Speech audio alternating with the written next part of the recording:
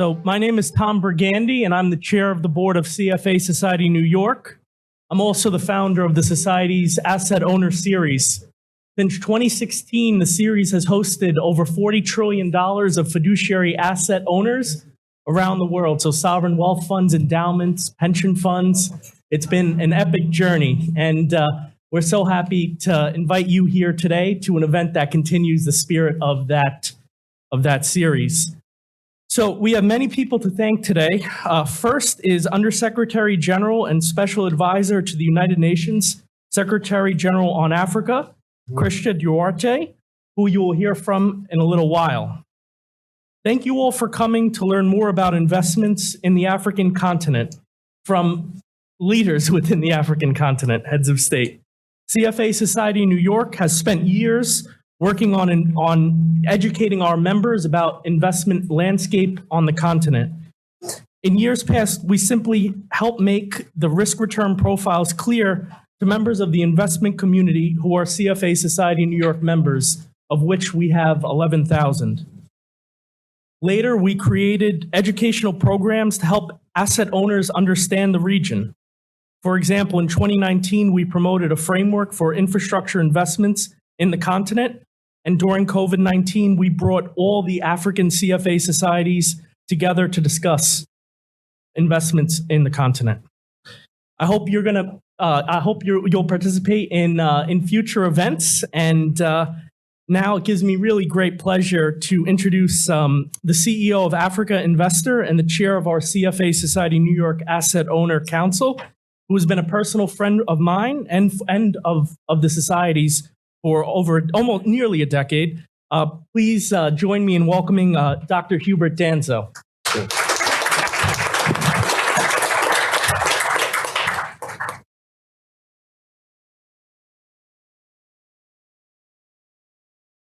His Excellency Sheikh Mahmoud, the President of Somalia, His Excellency Adama Barrow, President of the Republic of Gambia, Madam Christina Duarte, the Undersecretary General for the UN Special Office and Special Advisor for Africa, Ambassador Mary Bruce Wallach, the Executive Director for the International Energy Agency, Ambassador Marc-Andre Blanchard, Executive Vice President, Head of CDPQ and Global Head of Sustainability at Caisse de Dépôt et Placement.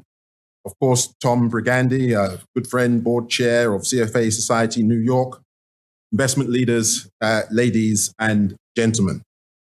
A very warm welcome to you on behalf of Africa Investor to our African Heads of State and Government Institutional Investor Climate Finance Dialogue, a very long-standing tradition and valued partnership with Africa Investor and UN OSA.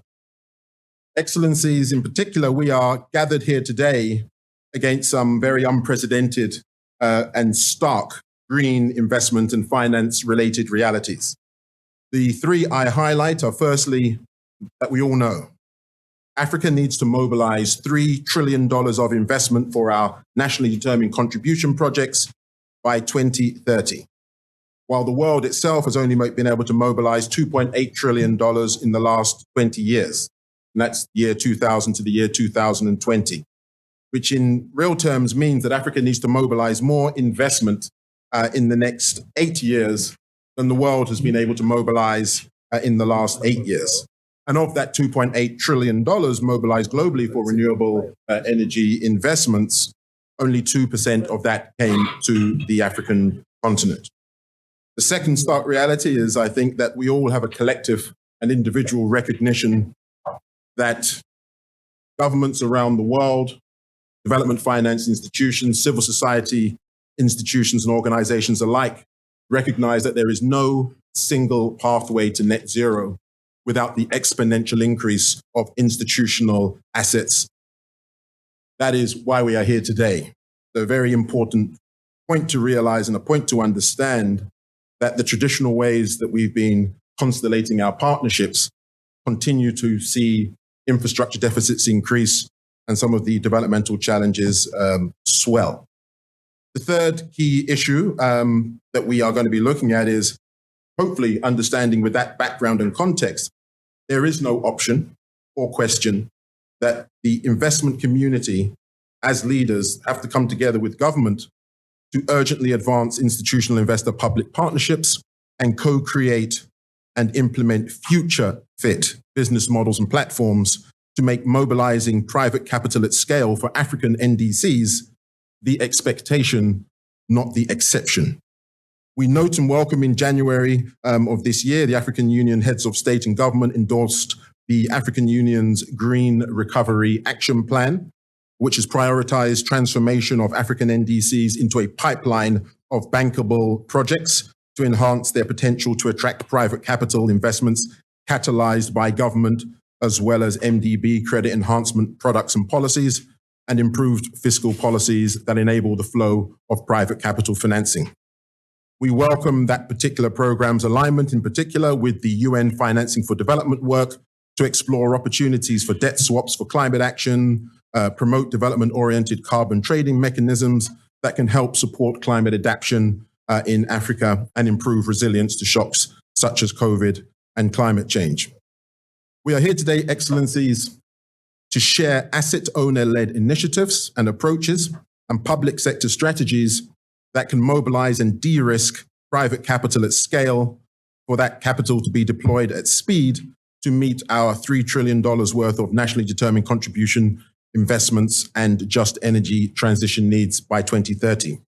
From the asset owner's perspective, we have three major initiatives as the asset owner community on the continent. They essentially build on the 5% agenda, the African Union's 5% agenda, where African asset owners, pension funds, and sovereign wealth funds have committed to allocate, against certain conditions, up to 5% of portfolios and assets to resilient infrastructure. And that particular platform and initiative has one overarching goal, which is similar to ours here today. And that is really to design and deliver greater public-private finance mandate alignment and more catalytic private investment pathways that fast-track and scale private capital's participation in the continent's green transition. And importantly, we believe that should be implemented through institutional investor public partnerships, such as the African Green Infrastructure Investment Bank. So our first initiative, an institutional investor platform and solution, is the African Green Infrastructure Investment Bank, which is an African Union convened and an African institutional investor-led global finance initiative designed to catalyze private capital for Africa's green transition in the run-up to COP27 in Africa and beyond. The African Green Infrastructure Investment Bank recognizes that the continent's green finance market is suboptimal, a touch fragmented, and lacks a centralized platform, a private sector-oriented platform that can mobilize institutional private capital at scale. You know, the African Green Infrastructure Investment Bank is essentially going to work to mobilize other private sector capital and crowd in additional finance as opposed to displacing investors. As the largest consortium of African and global institutional investors representing over $20 trillion of assets under management and advisement, we are committed to being innovative by building and strengthening the African green infrastructure investment market, not simply serving it.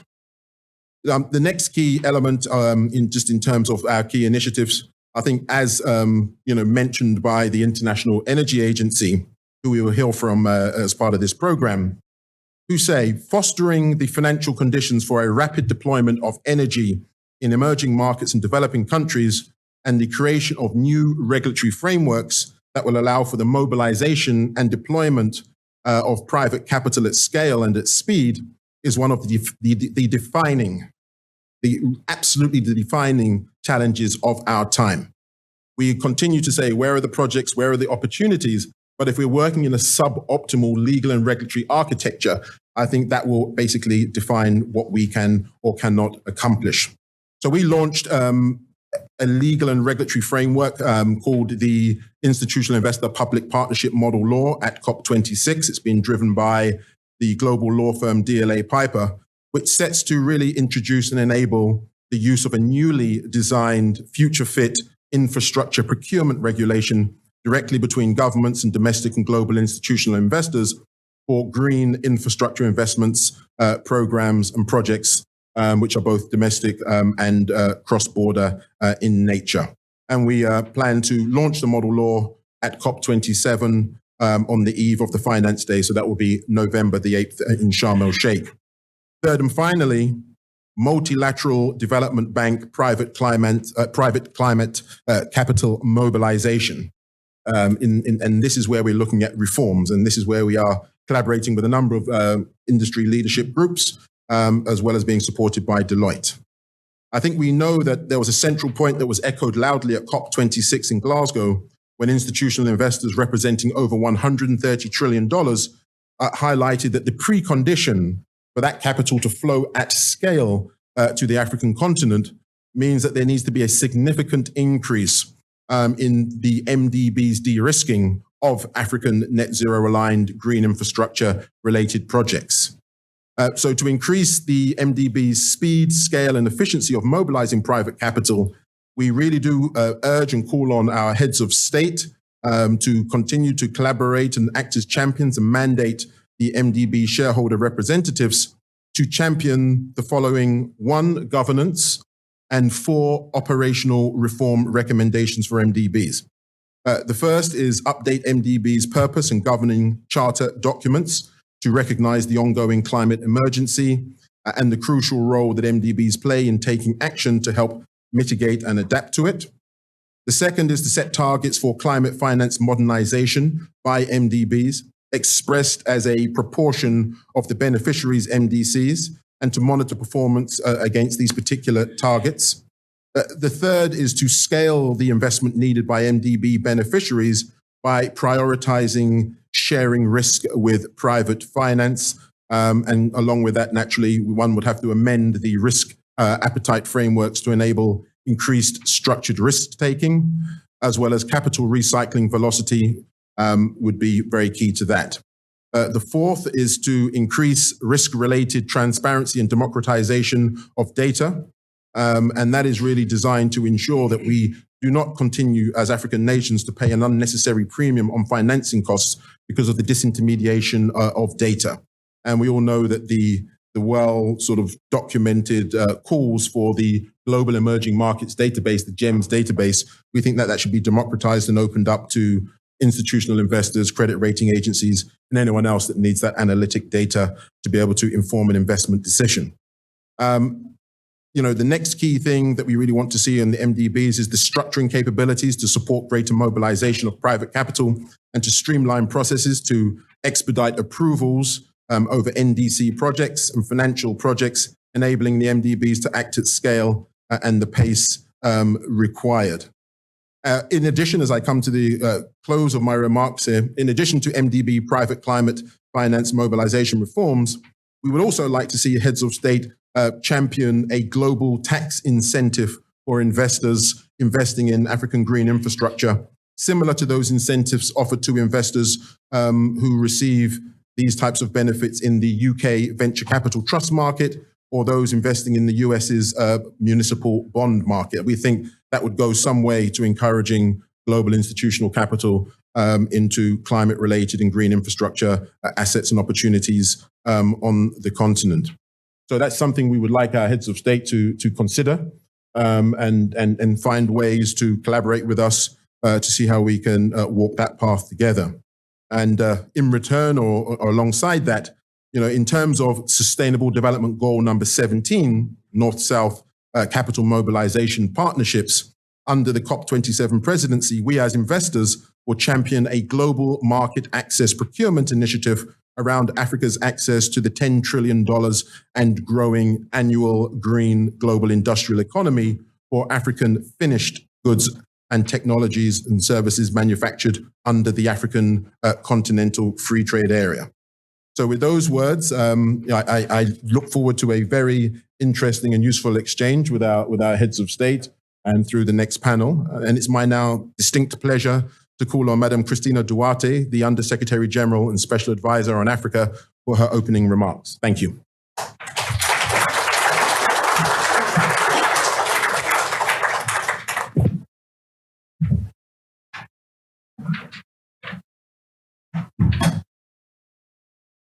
Good afternoon.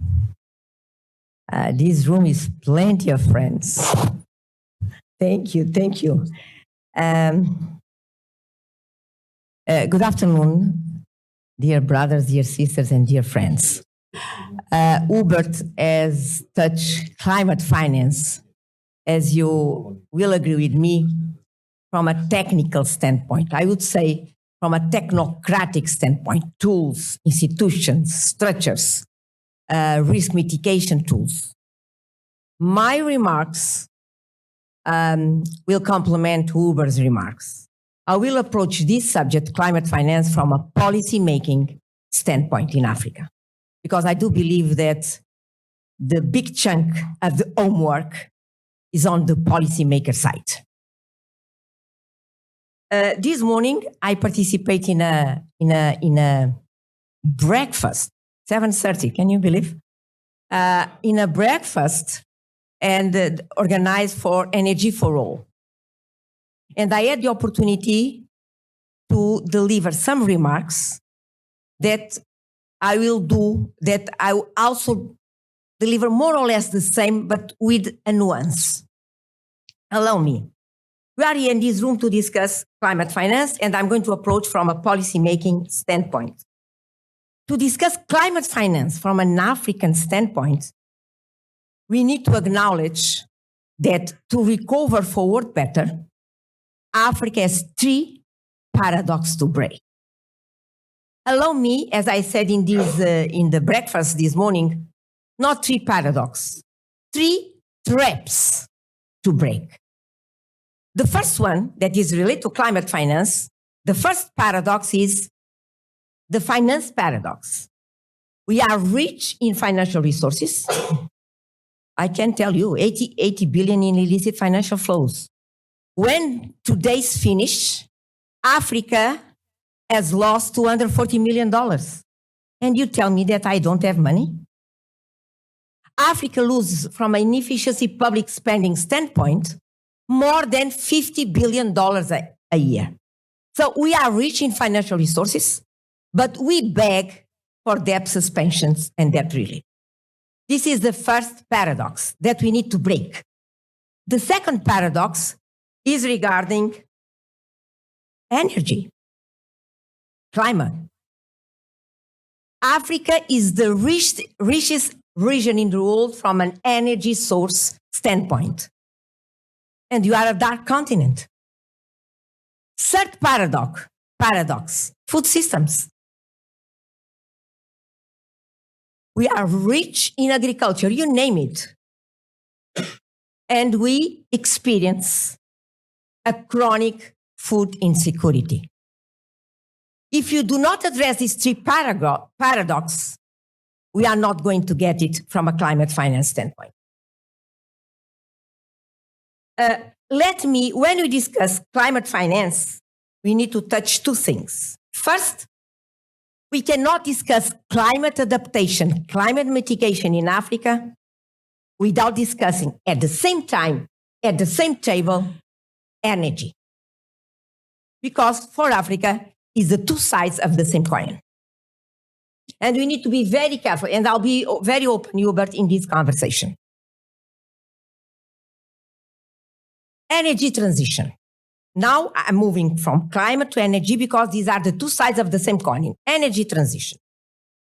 We have been listening from a global narrative that Africa needs to implement an energy transition. I have been telling to my team members, they are in this room. I have a quite strong team. Tell me, if I'm already there in that position, because I contributed 3.8% only. If I'm already green, tell me from a physics standpoint how I'm going to transition to a position that I'm already there. It doesn't work.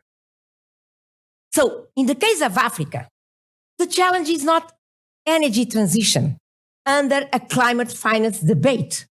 The challenge in Africa is energy access. We have 600 million people without electricity, and we need to create 18 million jobs on an annual basis. So when you discuss climate finance, which means finance climate adaptation, finance climate mitigation, at the end of the day, we are discussing these issues. Let's go now to finance. I know that we have the tendency when discussing financing for development, it can be Hubert financing for development, you name it. Our first attitude is to look outside Africa. Then I go to the first paradox. We do have the financial resources. And I would like to bring this conversation, Hubert, if you allow me, this climate finance conversation, something that my team has been working with me in a quite deep way. And I have at least two ministers of finance in this room that I would like to acknowledge. The Minister of Finance from Rwanda is here, and the Minister of Finance from Gambia. Domestic resource mobilization. There is no way that you are going to get climate finance. There is no way that Africa will tap the international markets that you describe here, Hubert. MDBs, international financial, hedging instruments, you name it. There is no way that you are going to tap in a better position, in a fair position, if at home we don't build strong DRM systems. Because at the end of the day, to have strong DRM systems go beyond having the necessary liquidity to finance A, B, and C. Because strong DRM systems provide us, policymakers, African policymakers, with the necessary policy space. And to address climate finance, you need policy space. You need to have, as a starting point, strong country systems. This morning, I had a wonderful conversation with the Minister of International Cooperation of Egypt. She told me everything. She told me that Egypt, because in the past almost 7 years, Egypt has invested so much in building strong country systems that Egypt, as we speak, taps international markets in a much fair position, in a much better position. But climate finance is tricky because you have a global narrative that, in my opinion, is putting Africa in the corner. This is my interpretation of COP26. You have different, maybe. But my question is, if we want to lead, if you want to lead the process of climate finance, we need to look inside first. We need to look our country system and tap international markets in a better way. I will give you two figures that has been inspiring me. Africa is home to 17% of the world population, 17% only. The continent represents only 3.3% of global primary energy consumption. 17% of the population, only 3.3% of global primary energy consumption. Only 1.1% of electricity generation. 1.1%. And 3% of global energy use in industry. They are completely marginal from an electricity energy standpoint. Let me put these numbers in perspective. In 2019, France and Germany combined energy consumption alone was greater than the entire African continent in 2019. France and German consumption was greater than the entire African consumption in 2009. If you want to address climate mitigation, climate adaptation, if you want to address climate finance, and of course, we need to put at the same discussion energy, how we are going to address the energy challenge, I think we need to start moving in terms of building a narrative that factors in more Africa's reality and Africa's development challenges and also Africa's energy resources. This is the reason that me and my team, OSA, we have been saying in a very simple way. If energy access is our challenge, and you have 80 million jobs to create on an annual basis, so I do believe that Africa should have the legitimacy through an energy plan and with a medium-term long view, keeping itself green, to use all sources of energy to deliver development. Don't put us in a box. Don't put us in a straitjacket. Because at the end of the day, we'll not solve the problem. And I just finished because this is not my stage, this is yours. We need to reset our starting point. The Africa we want is the Africa the world needs. And if you don't reset this starting point, we'll not get there. Thank you.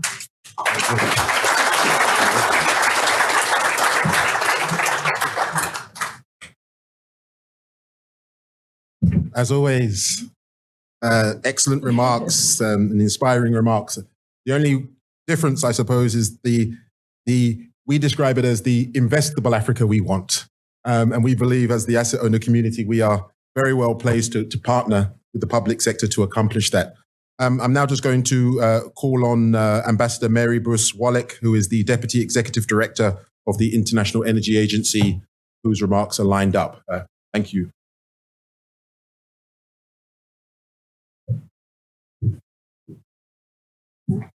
Thank you to the participating heads of state and Ms. Cristina Duarte, the UN Undersecretary General and Special Advisor on Africa, as well as the co-organizer, Dr. Hubert Danso of Africa Investor and the African Green Infrastructure Investment Bank, for inviting me to speak at this important and timely discussion today.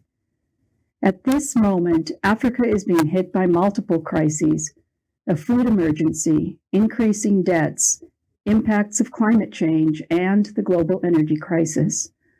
The number of people without access to electricity in sub-Saharan Africa has gone up by 4%, an additional 25 million people, reversing progress since 2013. Cash-strapped governments are called to maintain affordability for the poorest, but are already facing limited fiscal leeway and rising debt burdens. And on top of this, African countries are already disproportionately experiencing the worst effects of climate change, including drought, insecure food production, and extreme weather events. The world must continue to support Africa to face these near-term challenges. Providing universal access to affordable energy is an immediate priority. 600 million people on the continent are still without access to electricity, and nearly 1 billion are without clean cooking.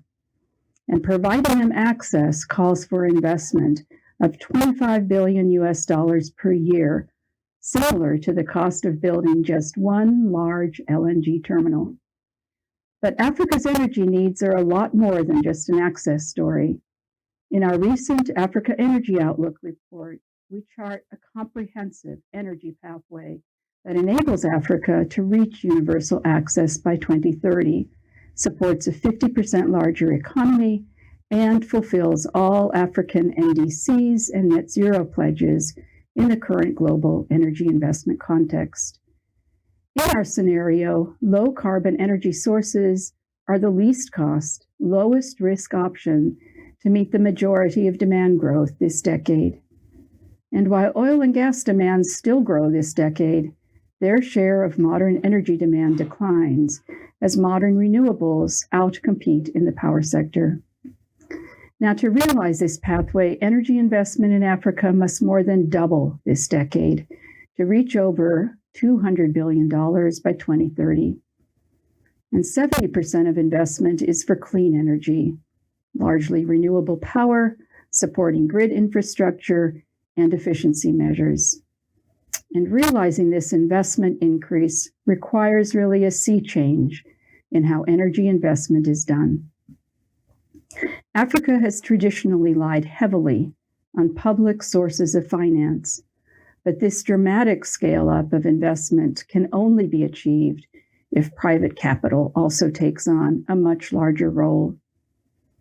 Private capital could account for 60% of cumulative energy investment on the continent between now and 2030 if the right regulatory frameworks are in place. And there's no shortage of private capital worldwide, but is simply not finding its way to the countries, sectors, and projects where it is most needed. Cross-cutting risks continue to deter international private investors, as well as driving up the cost of the capital, which can be over 7 times higher in Africa than in advanced economies. And bringing down financing costs is truly vital to supporting the growth in clean energy investment. Later this week, the IEA, together with the World Economic Forum, Imperial College London, and ETH Zurich, will be launching a Cost of Capital Observatory. This initiative aims to cast more transparency on the cost of capital and its drivers, and it includes South Africa as one of the initial focus countries. Public financial institutions, including multilateral development banks, have an undeniable role in attracting more private capital to Africa's energy transition and adaptation, which must be made an absolute priority in their investment decisions.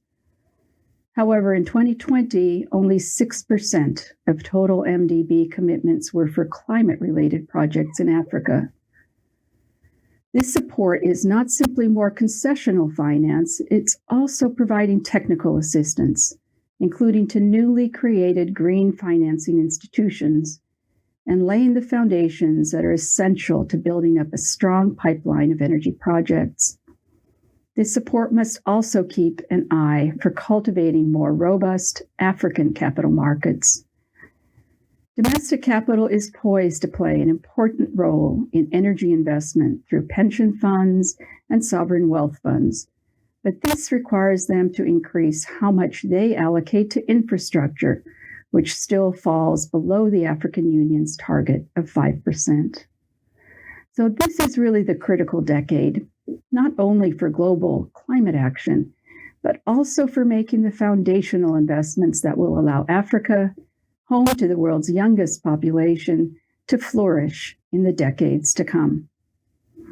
Now, the COP27 Climate Change Conference coming up in Egypt in November provides a crucial platform for African leaders to set the agenda for the coming years and to map out ways to address the coming challenges. And we here at the IEA stand very ready to continue to support Egypt, one of our newest association countries, as it prepares to host a crucial meeting for Africa's future, and that really of the world. And we look forward to further collaboration with African governments, the UN Office of the Special Advisor on Africa, and the African Green Infrastructure Investment Bank. Thank you very much once again. Well, thank you very much, Ambassador. With those words, we are now going to move on to the Heads of State panel, where we're going to call on 3 of our key heads of state. First of all, His Excellency Wavel Ramokhalkhane, the President of the Seychelles. Also, Mr. Hassan, His Excellency Hassan Mahmoud, the President of the Federal Republic of Somalia. You're welcome, sir. New York traffic, I presume. And last but not least, His Excellency Adama Barrow, the President of the Gambia. Without further ado, may I call His Excellency the President of the Seychelles for his keynote remarks. Thank you. As you like.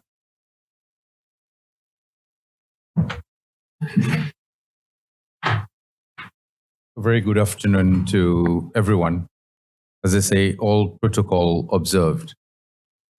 I've been listening to the 3 experts, and I must say, when we talk of Africa, and my good friend from Cabo Verde knows that very well, I think we tend to forget that Africa is not just mainland Africa, but that we have a number of islands. number of seeds. And those seeds are in fact, well, especially when you talk of Seychelles, Mauritius, and Cabo Verde, these are 3 seeds which usually on the Mo Ibrahim Index come out 1, 2, and 3. We don't have that many resources. And in fact, when we talk of climate finance, and when we're talking of mitigation, we're talking of adaptation and everything else, sometimes maybe we do not fit in that equation simply because of our size. And let me go directly to Seychelles, just for us to better understand what I am saying. 115 islands, population of 80,000, group of coral islands, and some granitic islands. As far as carbon emission is concerned, next to zero. As far as our role in protecting the planet, for the size that we are, 100%, I would say. Just between Seychelles and Mauritius, we are protecting a seagrass meadow which is larger than the size of Switzerland. So when we talk of Switzerland with all the forests and everything else, what Seychelles and Mauritius is protecting is more than what Switzerland is contributing to climate mitigation. As far as our mangrove forests, soon we'll be moving to 50% total conservation, and then we'll move to 100%. So, as far as protecting the planet, we are already playing our role. But because of our size, we only have 459 square kilometers of land. Of that 459 square kilometers, 50% is under conservation. So there's no space for industrialization. There's no space for large-scale industries, but we suffer the effects of industrialization. And so we sit in those international conferences, and I must say, it's no difference here, where we talk about trillions, we talk about billions, we talk about whatever amounts, and here we are saying, hey, we're being affected. Our coral islands are being destroyed. The sand dunes around them are being bashed by the rise in sea level. Those dunes are disappearing. What used to be, where there used to be houses or other constructions, now that's where the beach is. And the ships of those islands are disappearing. So what I'm saying is, we are actually feeling the brunt of climate change on a daily basis. It's not like if there are floods in Pakistan, or if because of climate change there are fires in certain parts of Europe or here in the US. There's nothing to write home about. There's nothing that will hit the headlines, because it's happening on a daily basis. And so what was the route that Seychelles chose?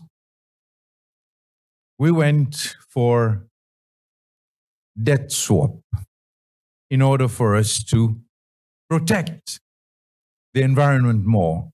And this is where, again, it's not fair, because we did the debt swap in order for us to protect the world. And this was, it was as if we were being penalized in a sense. And what did the debt swap mean? It meant that today, as we speak, we are already protecting over 30% of the ocean. By the way, I forgot to mention, yes, we have 569 thousand square kilometers of land, but we have an EEZ of 1.4 million square kilometers. So already we are protecting around 32%. And this because we know the role of the oceans and we are committed. Our coasts are being battered by the rise and the rise of sea level. So which means that not only are our coral islands disappearing, but it also means that the granitic islands are being battered. My house is about 15 meters above sea level on the main island, which is a granitic island. But I know at this pace, soon, this is where the port will be, because the coast will have disappeared. We did the debt swap. We introduced the blue bonds, and many countries are now following in our footsteps. And we're now talking of how we will use the blue carbon for us to get credits in order for us to go forward in our development.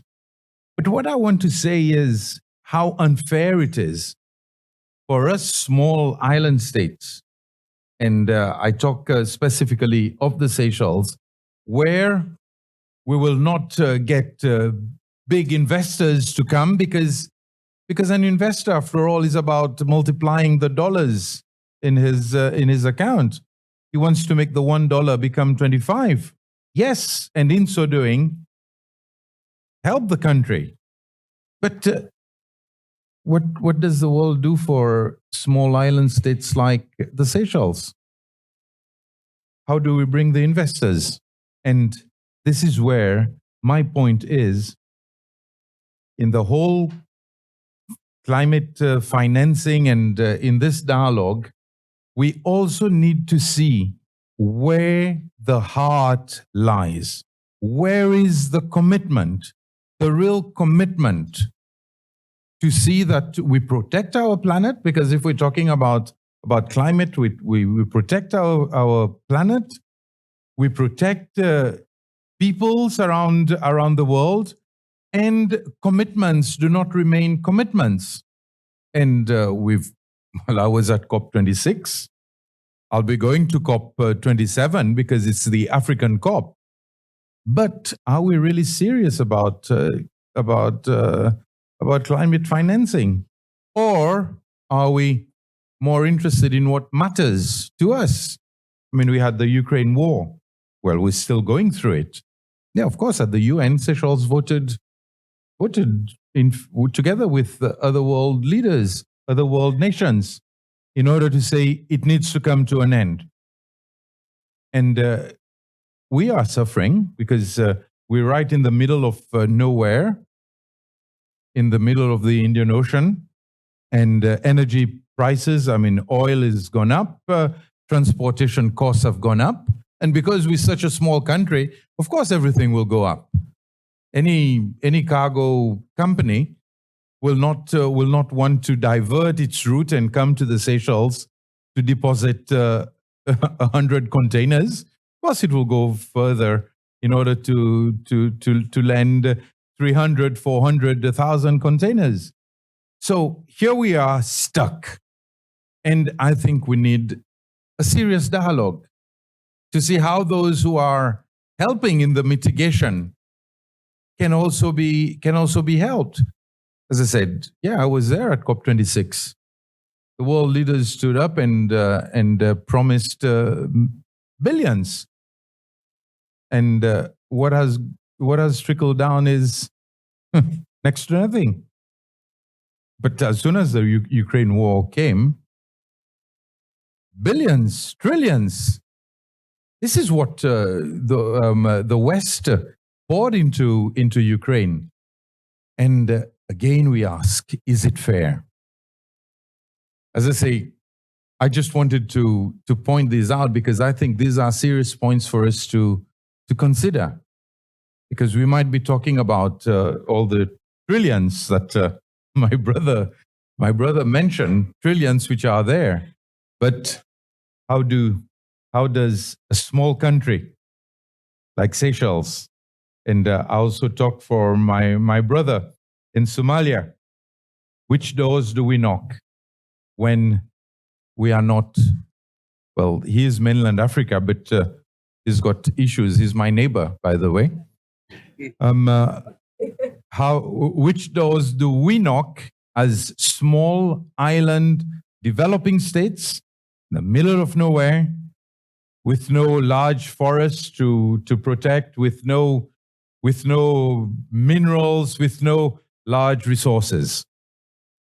I will stop here. Thank you.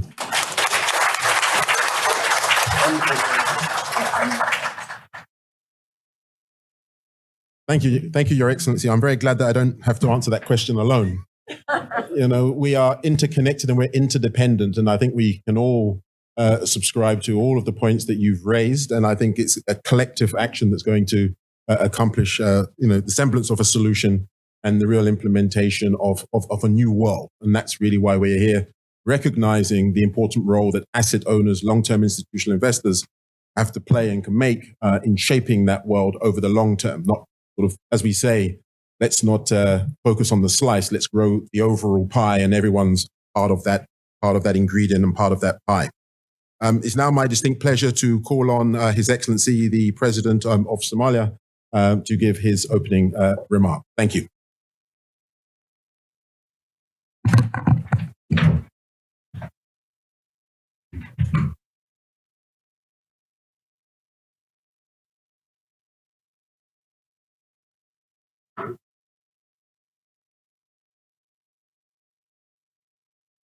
Excellencies, fellow delegates, heads of states, ladies and gentlemen, it's a pleasure to be here today among many fellow African nations, bringing much needed attention to the investment gap in climate financing.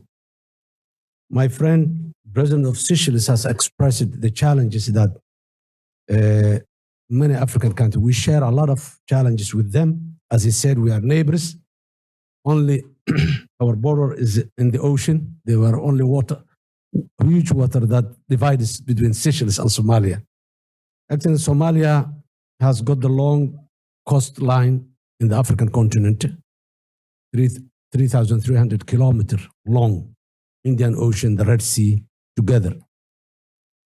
If I specifically, my friend has sensitized me, come back, start with this issue. Somalia has been in a very difficult situation for over 3 decades now. As he rightly said, the president, the landmass of Somalia is 630,000 square kilometers. But the maritime territory of Somalia is 1.2 square kilometers, twice the land that we had. And we do not control. We do not control an inch, 10% or 5% of these territorial waters. The problem we are having, besides illegal fishing, unregulated fishing, we have toxic waste, dumping toxic wastes into our territory. We have huge containers that come out of the ocean and they are in the beaches and have no mark, nothing is written on them. We don't know what's in it. It's only a matter of time when these containers are going to explode, and then we don't know what will be the consequences because we don't know what's inside them. They have been dropped into the ocean with some mechanism to keep it in the floor, but unfortunately, after years and years, these mechanisms were corroded and eaten, and then the containers come out. It's not only 1 place, 2 places, 3 places. We call it the UN. They visited there. They said, we don't know what to say about it. Nothing is written on the container, and we cannot bunch it. So unfortunately, it's wait and see when this explodes and Somali population in those areas will remain the victims. That's the serious haunting risk that Somalia is facing. The other issue is the issue that my brother has discussed a lot. Africa has about 1/5 of the world population, but produces less than 3% among many 3% of the carbon dioxide emission. When we put all the 54 states of Africa and the territory of Africa. Though needs are high, we are raising just 12% of financing needed to adapt the climate change. The other issue, the restrictions that are there, the normal theory of the vicious circle of poverty is exacerbated because of the climate change. Somalia right now is facing the 5th year of a failing rainy season. And now what's happening, the way of life of the people of Somalia is mainly focused on 3 parts. Some are rural area, nomadic life, they are herders of livestock. Some are sedentary and agricultural society, and some are mixed, agropastoralists. They have livestock, they also farm. So those who were purely nomadic society, with all their life depend on the livestock is gone. Now they are IDPs in towns and cities. But the reality is that they don't have a place to go back. Even tomorrow, if good rains come, they don't have a place to go back because there is no livestock back. So the demography of the towns and the urbanization also is changing. And that's a new challenge to a fragile state like Somalia. Besides that, the lack of infrastructure, the lack of mechanisms, all our flood mechanisms are destroyed during the civil war, are not rehabilitated yet. Irrigation systems are not there. So what we have is that half of the year we are in floods in some parts of Somalia. The same area that were flooding is again dry next year. So we are in that situation. We're struggling with floods that destroys whatever limited crops that were going on. And then the next year we face dryland and droughts that is giving that. That is a multiple challenge that a country that is just emerging from a post-conflict struggling with fragility can afford. This has been complicated by the international terrorists that are based in Somalia. Al-Qaeda affiliate, Al-Shabaab is there in Somalia, challenging not only Somalia, but throughout the region.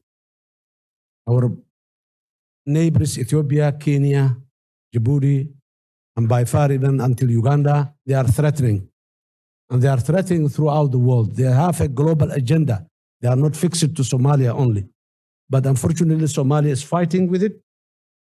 And that has taken a lot of the meager resources that we had to mitigate the consequences of the climate change.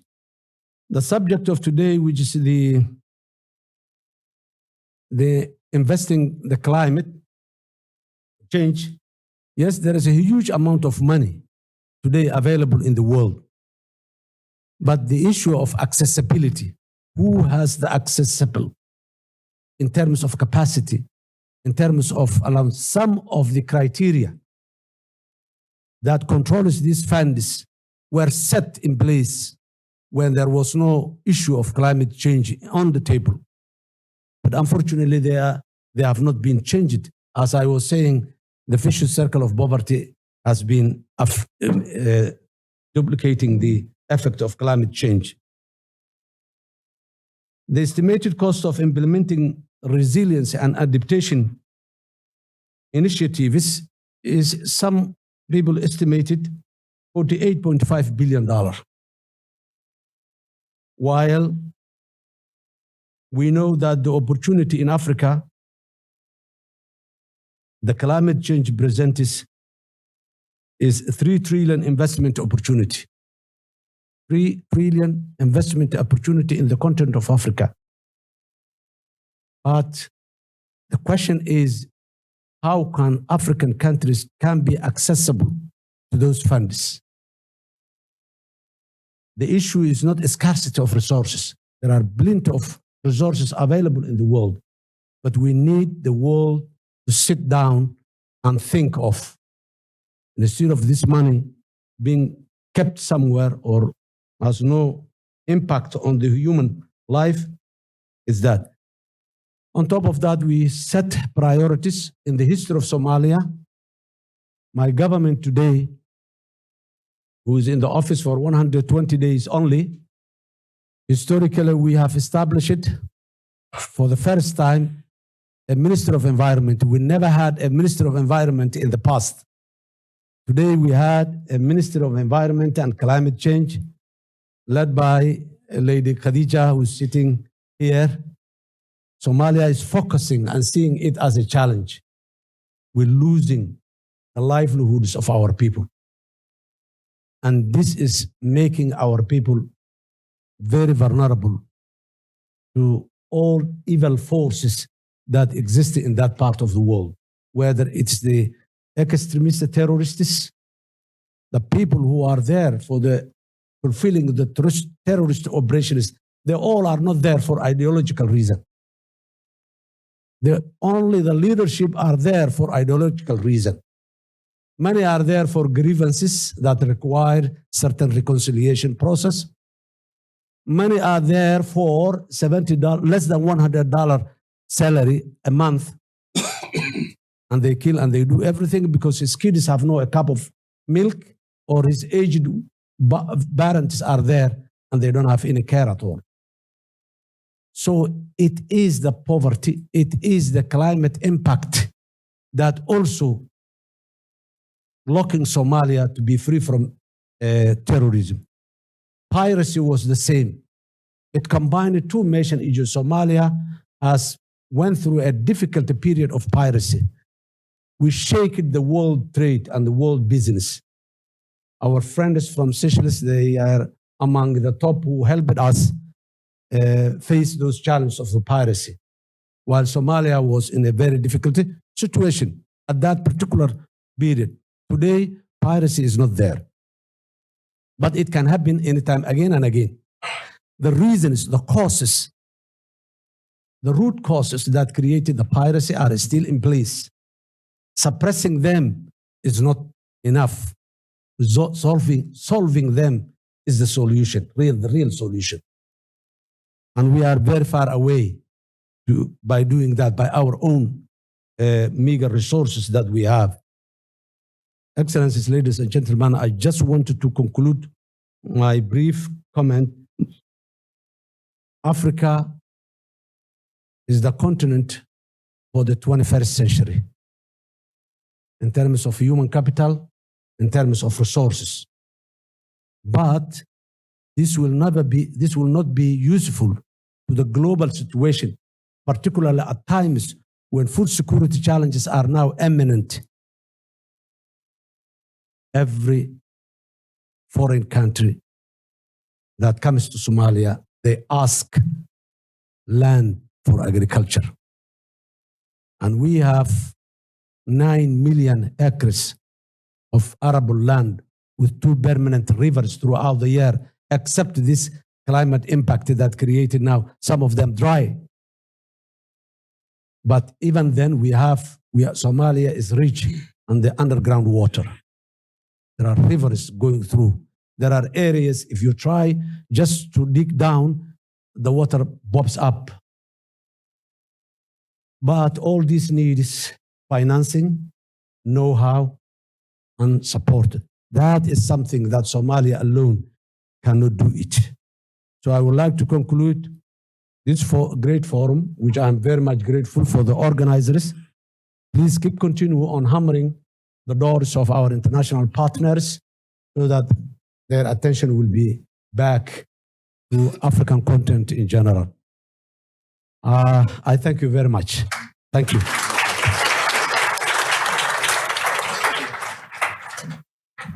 Thank you, Your Excellency, for those very comprehensive and insightful remarks. It's now my pleasure to call on the President of Gambia, His Excellency Adama Barrow, for his remark. Thank you.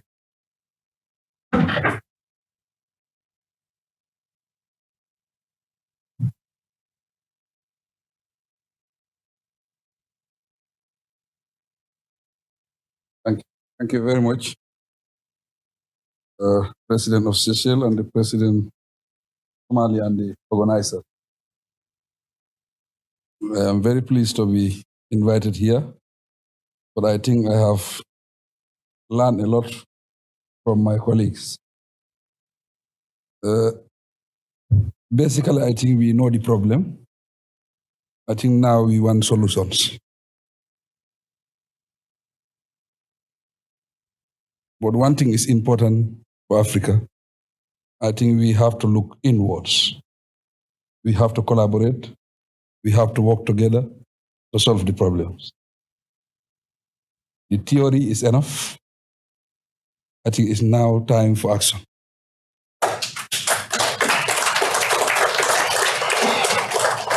It was just yesterday that I was discussing with my chief of staff.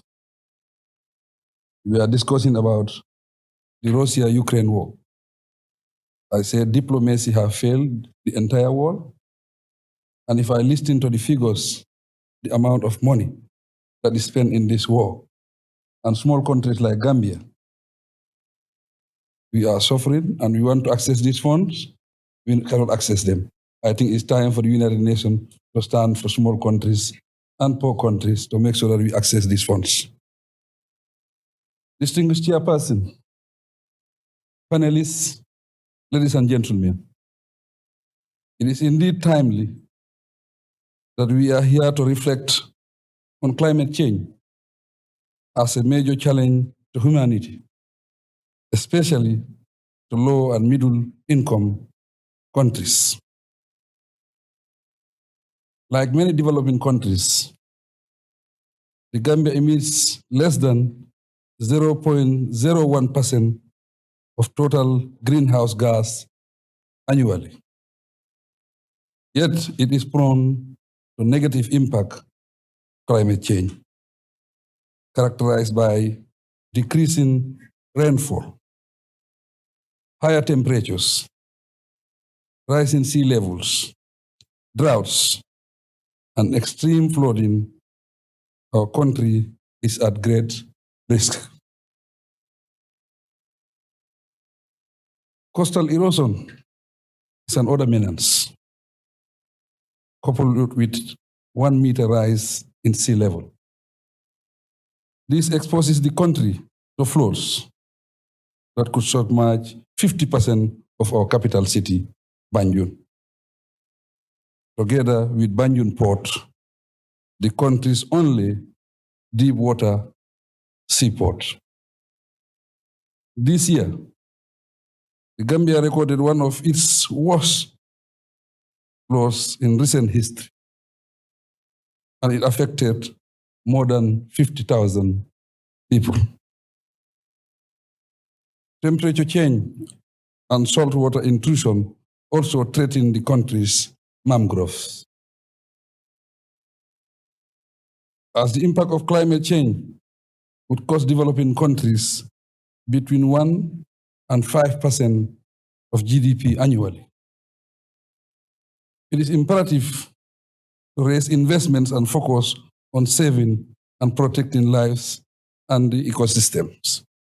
While all should contribute to climate financing, countries like the Gambia would have to forego investment in poverty reduction and other development priorities to receive attention to climate action. Let us invoke the spirit of solidarity. Therefore, to call for global action and voluntary responsibility to climate finance. As developing countries, we are committed to the global action to limit the temperature increase to 1.5 centigrade and reach the net zero carbon emission target by 2050. Chairperson, the Gambia has always shown leadership and taken a progressive position on climate change, as indicated by the National Determined Contribution, NDC2. Aside from the corrective measures, we have increased budgetary allocation, particularly to address adaptation, resilience, and mitigation challenges.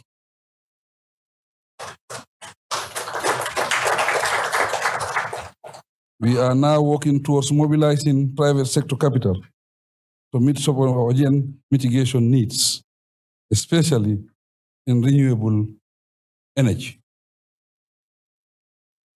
With donor partner support, by 2025, the Gambia will take up solar systems to reduce spending on fossil fuel in fulfillment of our commitment to the Paris Climate Accords. The transition to a climate resilient economy, address emerging climate risks, and build longer-term resilience. Additional efforts must be made to institutionalize the source of finance and remove all transaction bottlenecks.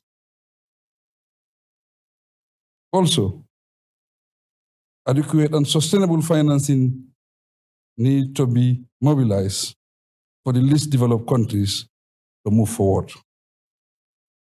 The Gambia will be host country for mitigation project and aim at protecting the planet by meeting standards that deliver, verify mitigation outcomes, and contribute to sustainable development. We welcome international support to realistically implement the climate change long-term strategy 2050. The support of international climate finance institutions is equally vital to strengthening the resilience of the most vulnerable communities to climate change. The international community should also consider providing long-term, predictable funding that allows capacity development, risk integration, and promote climate finance for greener, responsive climate actions, as well as effective and equitable finance delivery. Meanwhile, international climate finance entities, especially multilateral funds, should revisit their procedures and policies and prioritize the needs for developing countries. Finally, recipient countries should promote transparency in public finance management, attract investors, and incorporate the priorities of frontline communities and marginalized groups, including women. I thank you for your attention.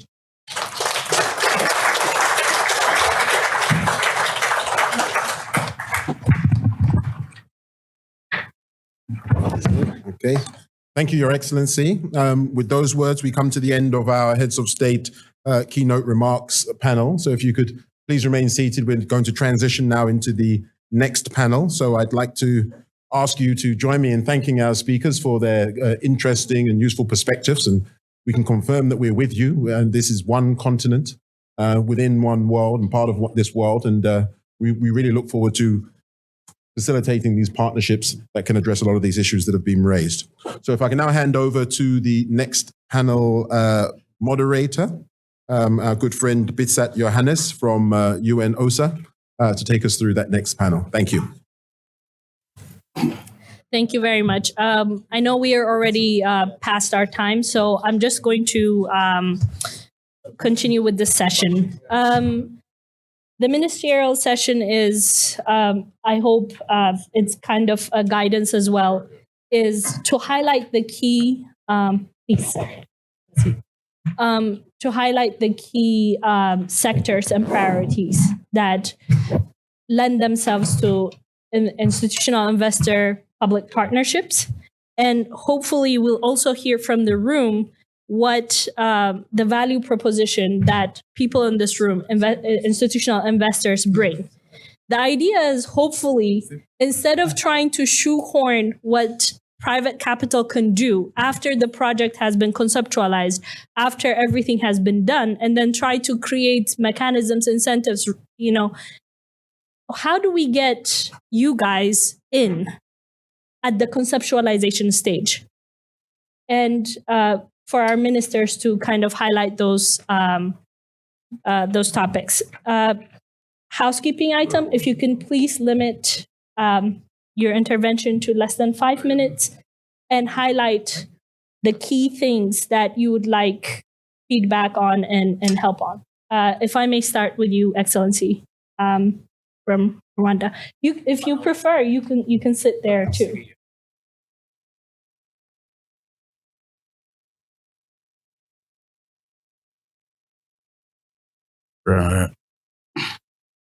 Excellencies, distinguished delegates, ladies and gentlemen,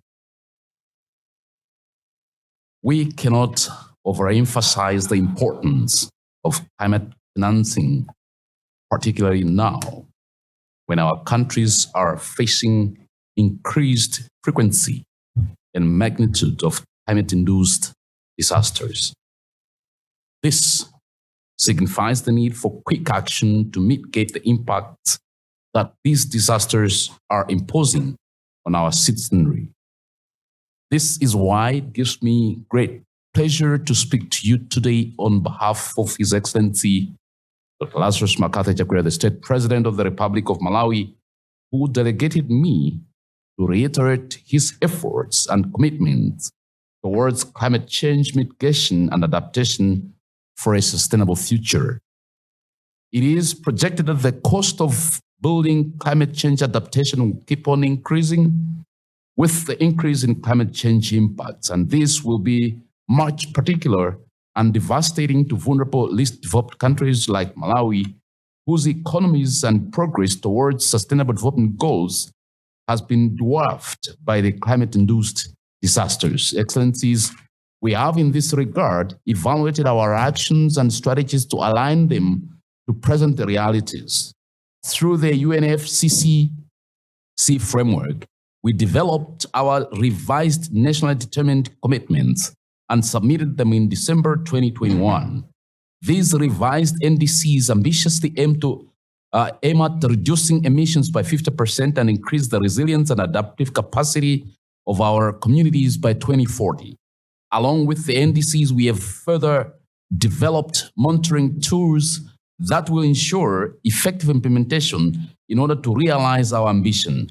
However, implementation of these NDCs will require a lot of investment and funding, which cannot be provided by the public basket alone.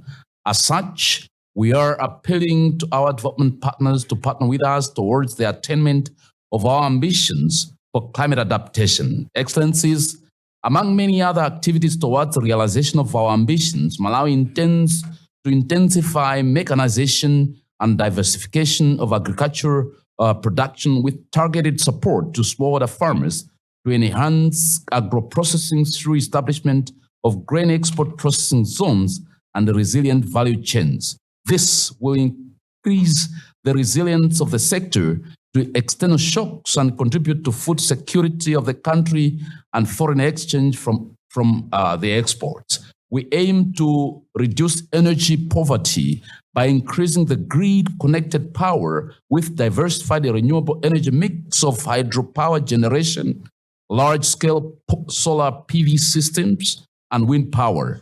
We will also scale up off-grid small-scale solar systems, while these being measures to reduce emission from the energy sector. The increase in power generation will reduce power outages, which will in turn increase productivity.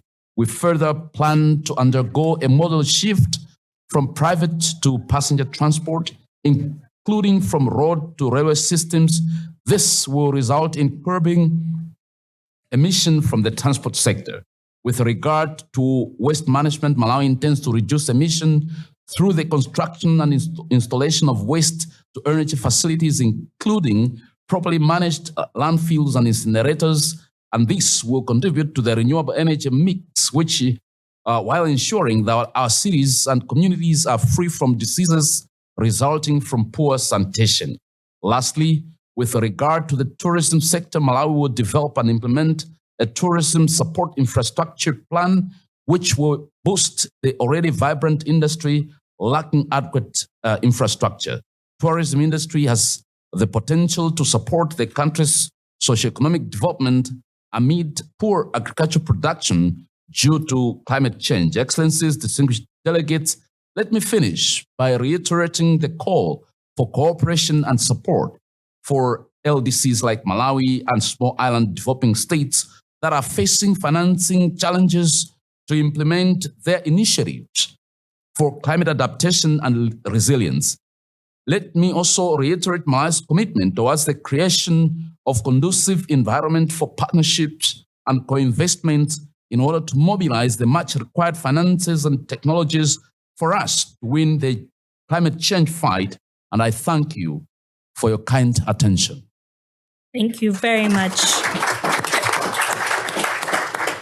So for Malawi, I hear agriculture, value chains, and tourism, and also the infrastructures that are in place to support institutional investors, as it were. If I may please call on Honorable Dr. Uziel from Rwanda.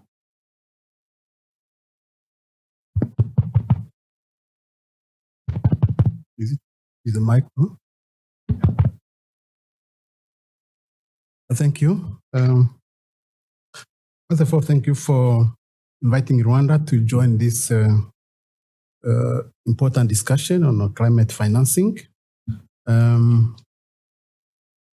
My intervention will focus on key projects that have been identified in our implementation plan of our NDC. Rwanda nationally determined contributions was submitted in 2015, and it was revised in 2020 and has been costed at $11 billion up to 2030. 5.7 billion are for mitigation actions, and for adaptation, it's 5.3 billion. 43% of total cost is for energy area, 24% for transport, 9.8% for water and sanitation, and 4.4% for urbanization and rural settlement. We have around 500 projects that have been identified. I can just mention some of them. And most of them are good opportunities for private investment. For example, in agriculture, we have opportunity for investment in sustainable irrigation schemes. We have opportunities in low carbon tea processing, in organic natural fertilizers production, in energy, which is the largest sector, 43% of total cost. We have renewable energy production and distribution. We have alternative cooking energy solutions. We want to reduce progressively and to eliminate the use of firewood and charcoal. In water and sanitation, we have projects in the centralized sewage systems in the urban areas. Some projects have already started. We have projects in solid waste management.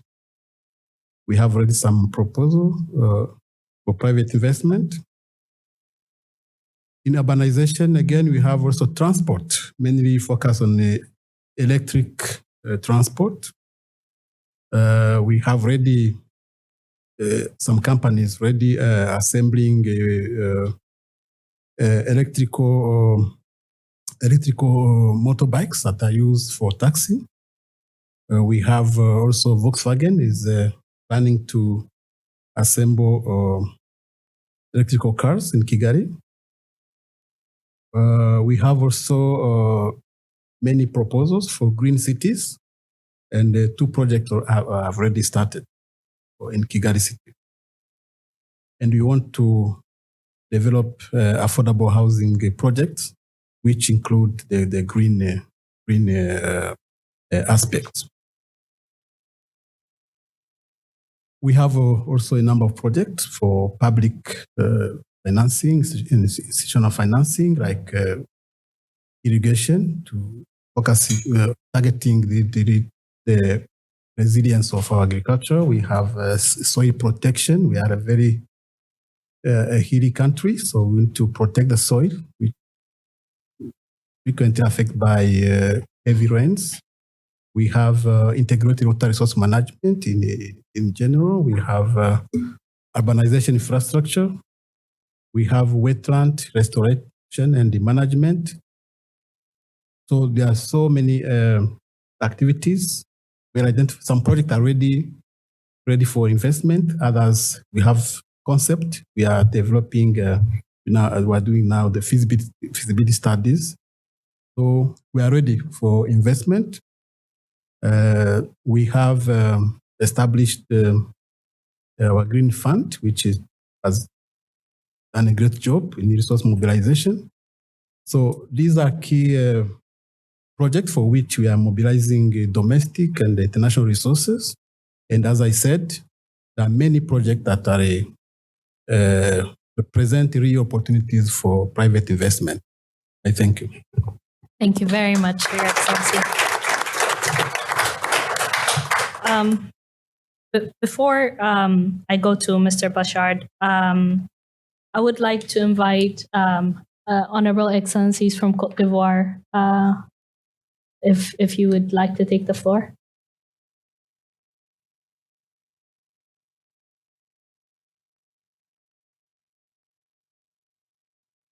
I understand you wanted to make remarks, but that's okay if that's not the case. In that case, may I please call on Zambia?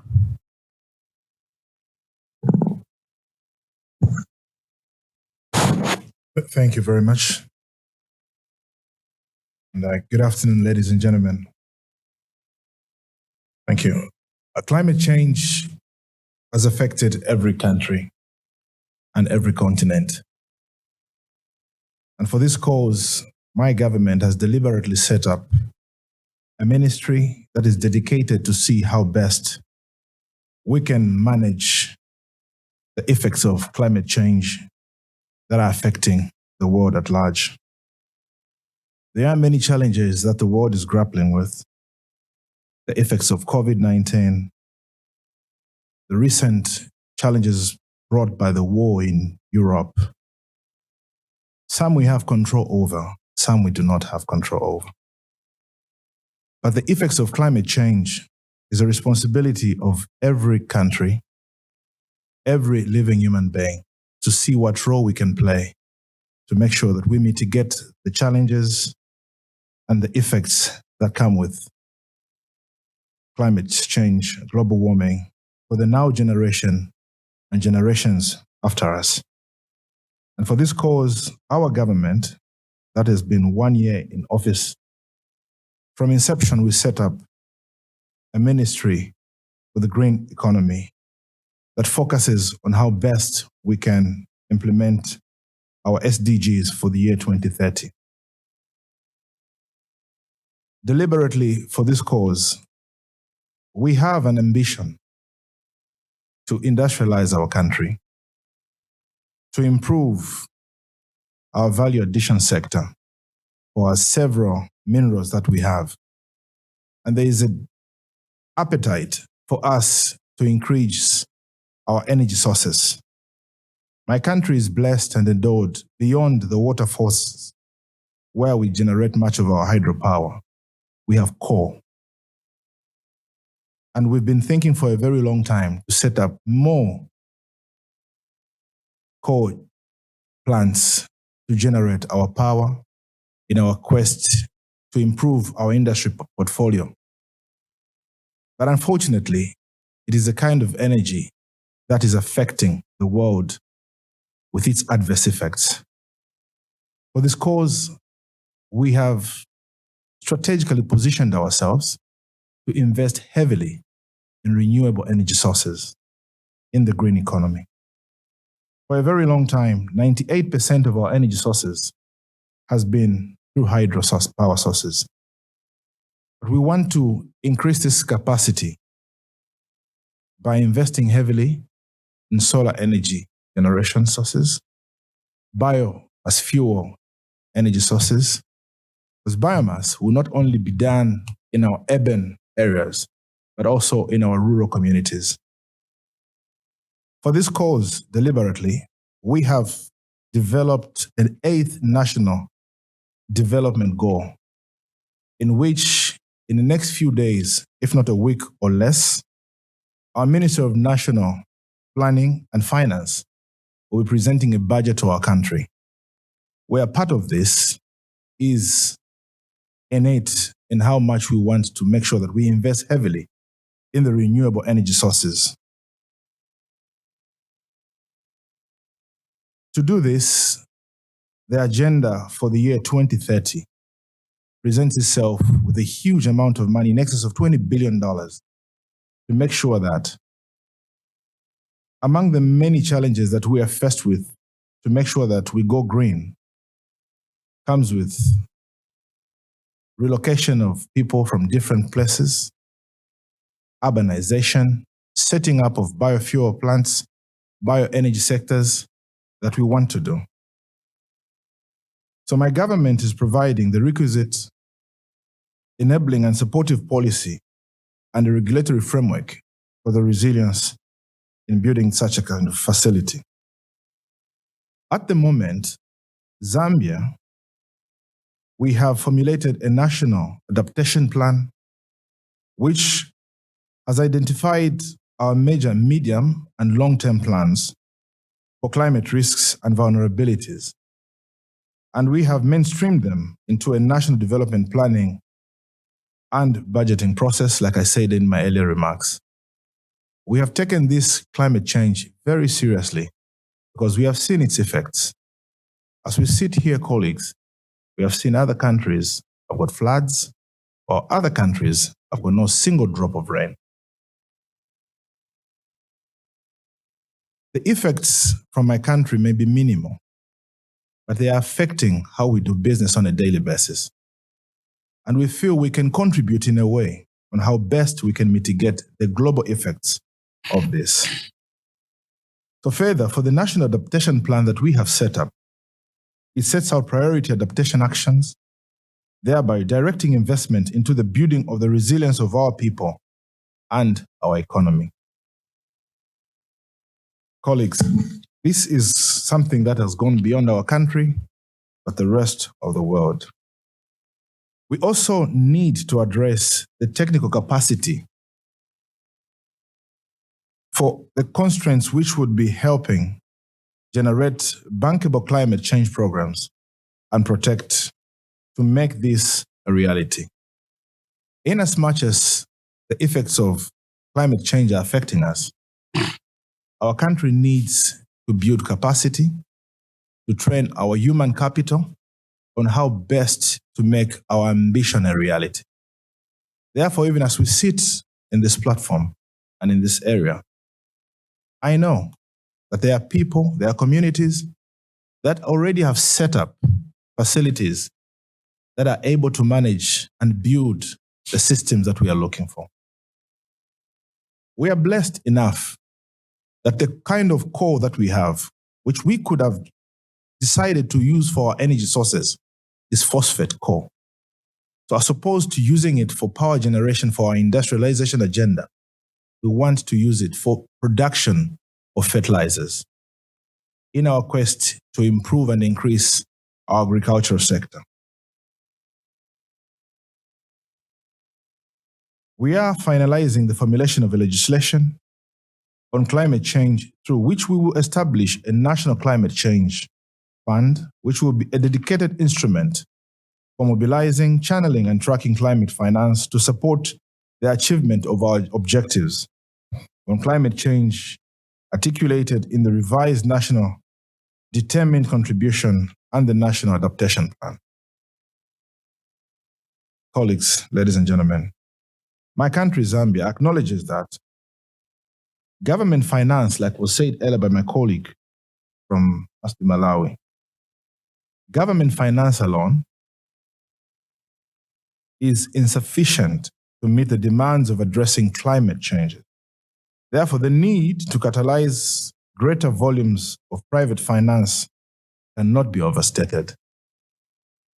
Beyond the aspect of bringing the private sector in seeing how best we can mobilize the resources to overcome the challenges of climate change, my government, through His Excellency the President, has deliberately drawn a policy which has given to all of us as policy direction on how best we can have a private sector-driven economy. Our role as a government is only to provide an enabling environment for the private sector to thrive. In our economic revival agenda, but beyond only the economic revival with the private sector fully engaged, we want the private sector also to partner with us in the climate change agenda. As such, we are encouraging the participation of the private capital in climate change initiatives through the Public-Private Dialogue Forum. The Public-Private Dialogue Forum is a forum that was created and chaired by His Excellency the President, where we have brought the private sector to dialogue with government and find means and ways of bringing policies together and legislate together. It is no longer a preserve of the government to sit in cabinet and make resolutions alone and surprise the private sector with policies. We want to sit in a round table and find out how best can government policies affect the private sector and how the private sector can contribute to government's provision of facilitation for them to do business. Jointly, we want to implement and address constraints and challenges impeding the flow of private capital to climate change adaptation program. Jointly, the government and the private sector. We therefore implore our cooperating and development partners to work with us in the execution of initiatives that are crucial for building of strong business case for adaptation programs and projects that will trigger the flow of private capital. When we talk more about private capital, we are not paying neglect to carbon credits, among many other sectors, where we believe that we can contribute to the growth of this economic sector. One of the avenues where we see opportunities for enhanced global greenhouse emissions reduction and raising the necessary income for building the resilience of our people and the economy is the carbon market. Ladies and gentlemen, however, our carbon market is still emerging and requires the deepening of capacity through education, sensitization, and awareness raising to enhance private sector participation. There is something that we are saying in my country. We wish not to reinvent the wheel. What we want to do is being done in other countries. So I suppose for us to start struggling to find means and ways of making this a reality. There are different communities from various countries that are already doing this. So our call is, come, let's partner together and do this in my country and avoid the effects of the global warming that we are talking about. The other challenge is that while we have sufficiently mainstreamed climate change in development process at national level, the same cannot be said about the subnational level. Thus, there is need to enhance the mainstreaming of climate change at subnational level. Ladies and gentlemen, as I conclude, I wish to encourage our cooperating and development partners to begin to shift climate finance away from project-based approaches and to instead invest in pragmatic approaches that build long-term capacity. Zambia is ready to work with you. Thank you. Thank you. Thank you very much, Honorable Minister. I want to mix it up a little bit because we've heard from the public sector side, and we also have a presentation that we will share. Unfortunately, we won't have time to play the video about how DLA Piper is designing the model laws to facilitate institutional investors. But I would like to call on Mr. Blanchard. Unfortunately, you're the only one on the table, and you're going to have to be the voice for everyone sitting here. One of the things that was advocated was early involvement of investors. Honorable ministers have said that they have forums, and I think the honorable minister from Zambia said, we don't want to sit as policymakers and then tell the private sector what we want from it. So how do we partner? How do countries partner? What are the entry points? If you could please talk to that. Thank you. Thank you, Excellencies, ministers. I feel really humbled to be sitting. I'm honored, very humbled to be sitting here with you. I will answer your question, but let me add some notes, and actually they're pretty much irrelevant after what I've heard, because well, I'll tell you what. So it started with Hubert, who said, where are the projects? And he's talked about the need to scale, the democratization of data, the role of multilateral organization, the private, and then Ms. Duarte, who talked about, energy and climate and two sides of the same coin and burden on policymakers' side. The president of Seychelles really touched me. Like, there's nothing to write home about because it's happening every day. That was said by the president of Seychelles, but in many ways, in many parts of Africa, that could have also said. And he said, where's the commitment? We talked about billions to trillions, but we don't see the money. And our commitments remaining commitment only. And then President Ran Kalawan referred to, the promise of billions, the President Mohammed, who said, who has access to capital? President Barrow implored us to work together and collaborate. And then the Minister of Malawi said they have lots of projects, and the same thing with the Minister of Rwanda, very detailed and impressive. And the Minister of Zambia then just talked about how his government is open to work, and that government finance is insufficient. You need to capitalize private capital, and then let's not reinvent the wheel, and let's make sure the private sector is a partner. Where am I going with all of this? So I'm representing a big institution, CDPQ. It's one of Canada's largest pension fund. We have $400 billion on assets around the world in 60 countries. We own, in Africa, we have very few investments, but we own bonds in some countries, in quite a few countries, actually. But we have intention to deploy a platform in adaptation and infrastructure with a Japanese partner, with Mitsubishi, for 1.2 billion, where we would go into 10 African countries, lower income and lower middle income countries, to actually work and lend money for 15 years in local currency for adaptation projects, whether it's talked about tourism, and we've talked about solid waste management and energy. And a lot of it would fit into that. What I will tell you, we are invested $6 billion in India, $6 billion in Mexico, 6 or 8 billion in Brazil.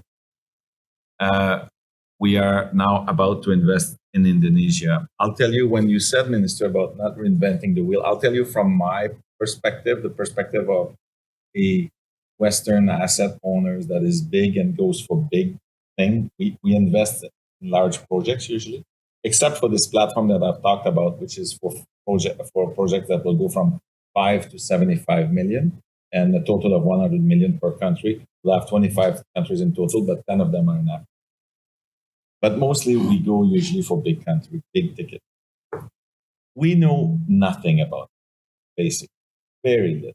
That's why I referred to the comments made by the president. Michel, who said, that doesn't make the headlines because it's happening every day. It's Africa in this part of the world. I'll talk in Europe, it's better. In the Americas, we're very ignorant about that. It's not because we have our art at the wrong place, it's just that it's further away. In Canada, we're better because we have this French and English thing, and the Commonwealth, we're slightly better to understand. We have longer term relationship in many ways than in the financial or business communities, slightly better. I'm bragging about Canada, I'm Canadian. But it's not that we don't want to be there. We know, we start to realize there are big opportunities in Africa. And I was in Rwanda we were all impressed by the situation in Rwanda when we went for the Commonwealth. And I was part of that with the Sustainable Market Initiative and ILN. And so there's a desire to know more and to learn more. I was sitting yesterday side by side with one of the biggest investors in the US, one of the lead of TPG, was the CEO of TPG until recently. He's the Jim Coulter. And he said to me, not talking about Africa, but talking about investment, he said, Marc-André, this is a relationship. And so as a best practice, I'm just telling you, President Modi in India talks to us once a year and is asking us what is going well, what is not going well. And he has assigned one person in his office to deal with all of the requests of the institutional investors. This is very good for us because that makes us that we have access and we have a direct contact when things are difficult. In Indonesia, what they did, they actually put a sovereign wealth fund. This is actually a very good platform that I've seen. It's a good model. It's INA. It's starting the sovereign wealth fund. I don't think it's. I'm sorry, but I don't know how much money the government has put into this. But it's not for the money the government has put into this. It's for the team that they have assembled to actually be the interface with foreign investor and their government and their economy and their country at large. And without that, without INA, we would not have made the investment that we're about to make in this. They've hired a very good leader and they have a great team and they've really helped us go along then the importance of a private sector in your country. It is so important for us because this is the best way of de-risking ourselves, of knowing about the country, is making sure you have very solid institution and medium-sized enterprises or special that we can partner with. I cannot it is a very, very key thing for us when we look at then and I'll finish on that because I've already taken too much time, but we can have a dialogue and we can ask ourselves questions. And the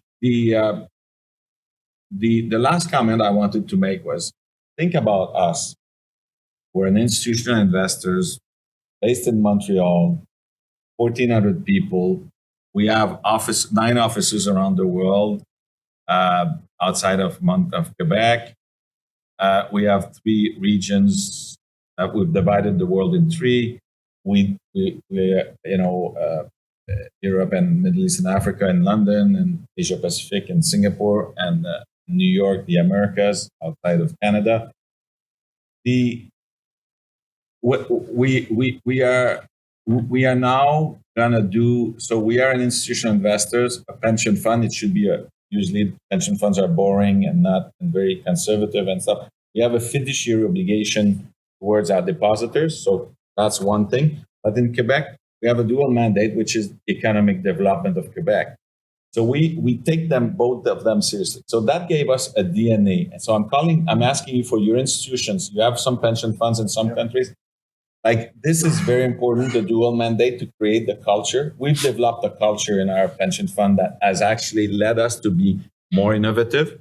And to the point that we're part of this platform now with Mitsubishi that we're trying to develop, and announce later in the year.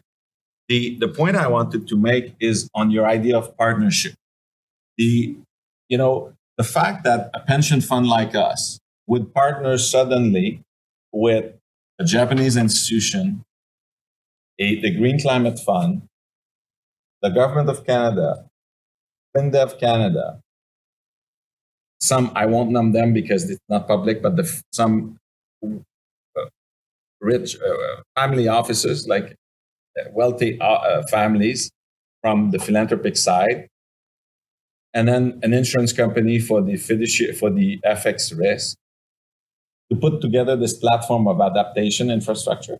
So just imagine. And then we need to go to 25 different governments to make sure that they produce non-objection letter for us to the Green Climate Fund, and that they present to us with some projects that we can, because we're in the business of deploying our money.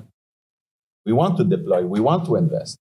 But just imagine how more complicated it is for us to do that than to buy bonds. Okay? And we are willing to do that because we want higher returns. And don't ever think that we don't want to take risks. We want to take risks. But the risk-return equations need to make sense for us. So we don't want to be de-risked completely, because then there's no return. But we want the risk-right return. And so in this case, when you talk to our governments, even our governments have difficulties. Like, it is a tough thing for the Canadian governments and other governments to actually understand working with the private sector. So we're all learning on this. And it is tough for an institution like us to work with government. So I just want to say, don't overestimate our knowledge. Please develop relationship with us. Spend the time. We are willing to do it. There are some partners. And for the capacity, there are some people here from ILN, the Investors Leadership Network. There's a program, a fellowship that we've developed. I'm co-chair of that organization, but that we've developed in Canada, where people from your governments in infrastructure come to Canada, or do it online these days because of the pandemic, but video. But it's about, because there's a problem. Sometimes we don't speak the same language. We all speak English, but we don't speak the same language in terms of expectation. So we need to get better. And this fellowship was about. It's 6 weeks, and it's highly recommended. Everybody loves it. And there's many people from your country. I'm sure that some people from your governments already went. But for us, it's very important, because what they do, they come to Canada and then they spend a week in our fund. And then, you know what? It builds trust. And you know what? It builds creation of opportunity. And that's what I wanted. So thank you very much. Thank you very much. And I really appreciate you going out of your talking points to make to illustrate this point. We know nothing about Africa. This is on us. It's on us as well. This is on us. It's on us. But just think about it. I'll just give you an example for us, a Canadian. We want to diversify, but we have this big mammoth beside us that is a market that we only start to understand, and we barely understand, which is called the United States of America. And we've done a return in private equity last year of over 25%. Just imagine the size of the opportunity there. But obviously, we cannot invest only in private equity in the United States. Thank God for the planet, because we need to diversify and everything. But just think, it's not because we don't want our stuff. It's just the opportunities in some market where you are is so big, and then it's next door. So this is, but because we recognize we have a role, because we recognize that we're all in it, that for us, it's part of our DNA, that we want to align better our capital with sustainable development. We believe that what happens in Africa doesn't stay in Africa. But above all, we believe that the growth in the coming years will be in Africa, and we need to be part of it. We're long-term investors, so we're really interested by that growth long-term. So that's, but we need to, I just wanted to say, don't leave in thinking it's only about your obligation. We have a lot of work to do on our side as well. But I think we need to meet them. Thank you very much again. Sorry. This is the dialogue part. I mean, we can reiterate the problems many times in many different ways, but this is the point of the dialogue. If I may call on Honorable Professor Terpe from Liberia, any thoughts on this of where your country is? Thank you very much. I'll stand on the existing protocol. I want to thank my colleagues for this discussion. Listening to them, it makes it difficult to even give our side of the story because Africa as a whole, we face the same general problem. It is interesting that after 50 years, we see the private sector developing so much interest in climate finance, which is, in some views, significantly different from their traditional finance. But let's go back to where we are from Liberia. We constructed our revised national diplomatic contribution last August, sent it to the UNFCCC, it got approved. It was at 490 million. The one that's had as 2.8 billion, but we're holding at 490 million. 9 sectors I covered: forestry, agriculture, the coastal area, energy, fishery, transportation, waste, and all of that. In all of these sectors, investments are geared towards either adaptation or mitigation. Forestry, agriculture, the coastal area, and energy combined to account for 70% of our NDC. Why is the coastal side important? Liberia has a coastline of 560 kilometers. 60% of the country's 15 political subdivisions lie along the seacoast. So the vulnerability to climate change is profound. What we try to do is to develop projects, and these projects are contained in our NDC. It is our signature document to tell the world as to what our commitment is to the Paris Accord in terms of reducing greenhouse gases. The projects range from energy to waste, and because we see the private sector as important, government involvement in this project is limited to the provision of one, the enabling environment, and infrastructure to make sure that the private sector works. This is not something that we are trying to do.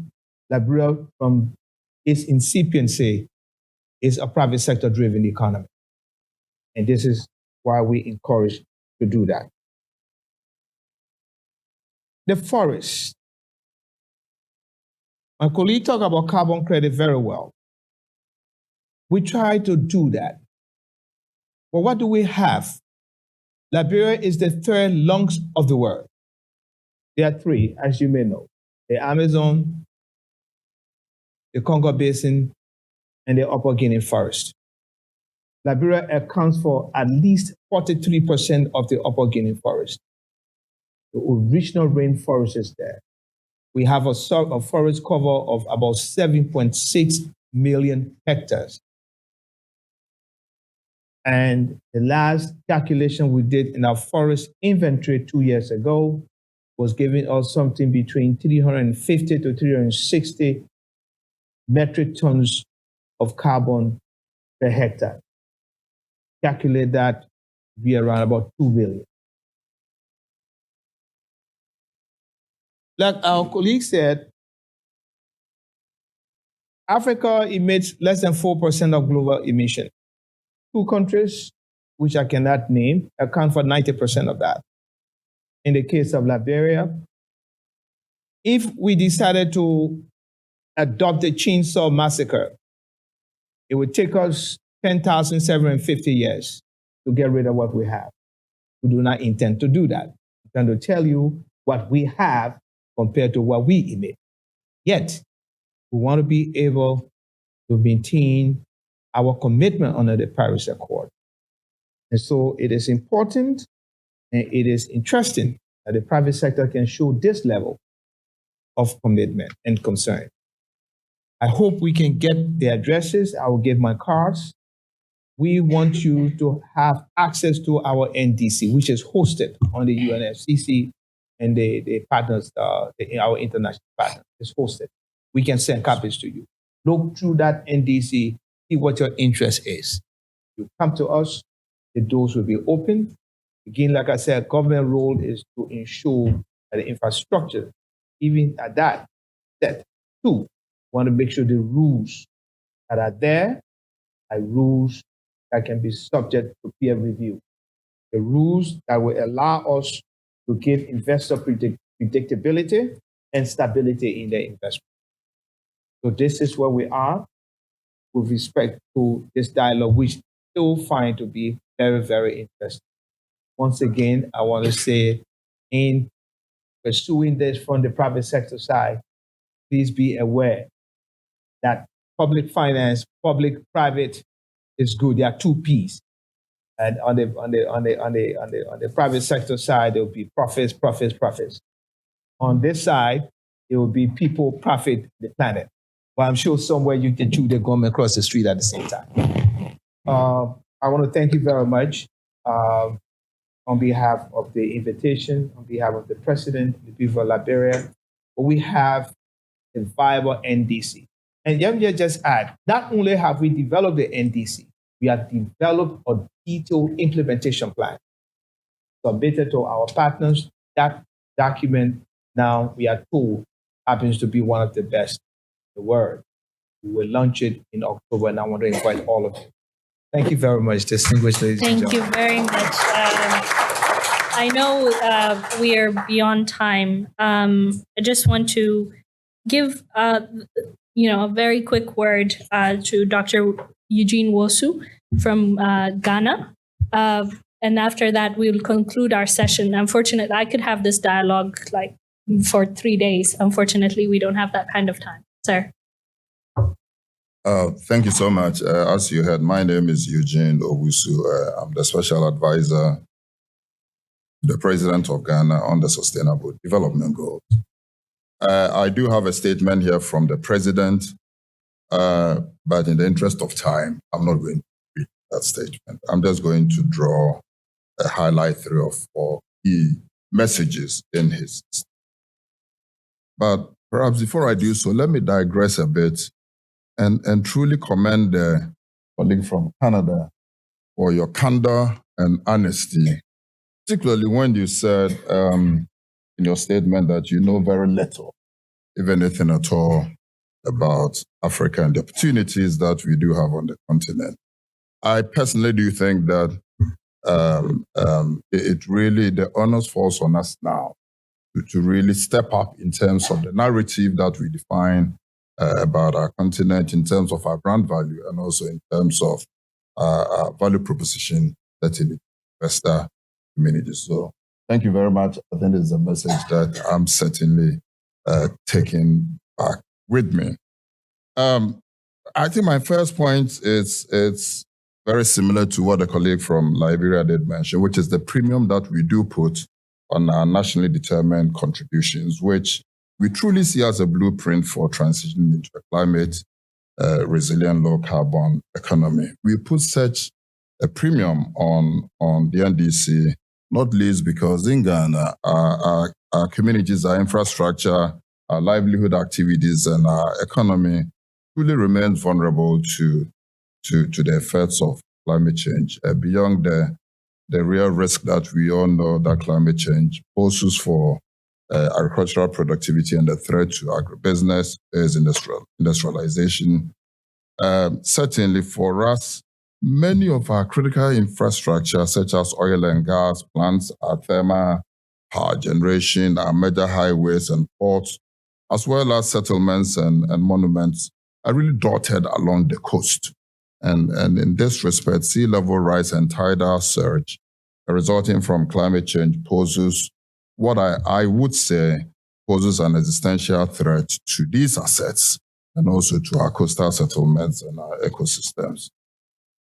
In 2020, we updated our NDC through a very consultative and participatory process that I'm happy to mention included our domestic private sector and civil society organizations. And we also particular in ensuring that the NDC was responsive to current climate science and responsive to our national and sector policy priority initiatives, and also strengthen the linkages with the Sustainable Development Goals. Our NDC spanned 11 sectors. I need to do a little commercial on behalf of my country, you see.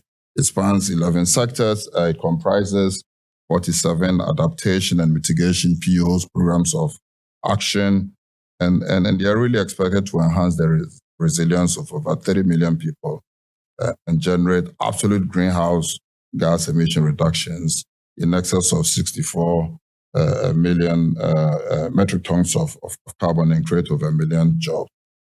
Now, the third point is what I want to put a lot of emphasis on. We have quantified what it would take to deliver on NDC. The price tag is estimated at between 9.3 billion and 15.5 billion for the 47 NDC measures between 2020 and 2030. But this is the point that I really would like to highlight, which is that far from being a cost, we see this quantum of resources, 9.3 billion to 15.5 billion, truly as a business opportunity. And I don't say this lightly, because this is really the directive and the message of my principal. It is indeed a business opportunity. The 47 POAs present credible opportunities for investors, particularly in renewable energy, in climate smart agriculture, in housing, in afforestation and landscape restoration, in waste management, and in urban transportation, amongst others. There are 9 priority areas in our NDCs which we see as key to our transformative agenda. I'm not going to go through them. You can find this certainly online, but it ranges from deforestation through climate responsive food production systems and alternative waste management. I should just conclude on 2 points. One is that we are leveraging Article 6 of the Paris Agreement to sign voluntary agreements with a number of countries to achieve emission reduction targets set in our NDCs. We have an agreement with the government of Switzerland on 4 projects on rice cultivation, on clean energy, on waste management, on improved cook stoves. And discussions are ongoing with Sweden and Singapore. And we are keen to explore similar opportunities with other countries. But for me, where the rubber hits the road, the quality, the scope and quality of partnership that we would establish, certainly with the private sector.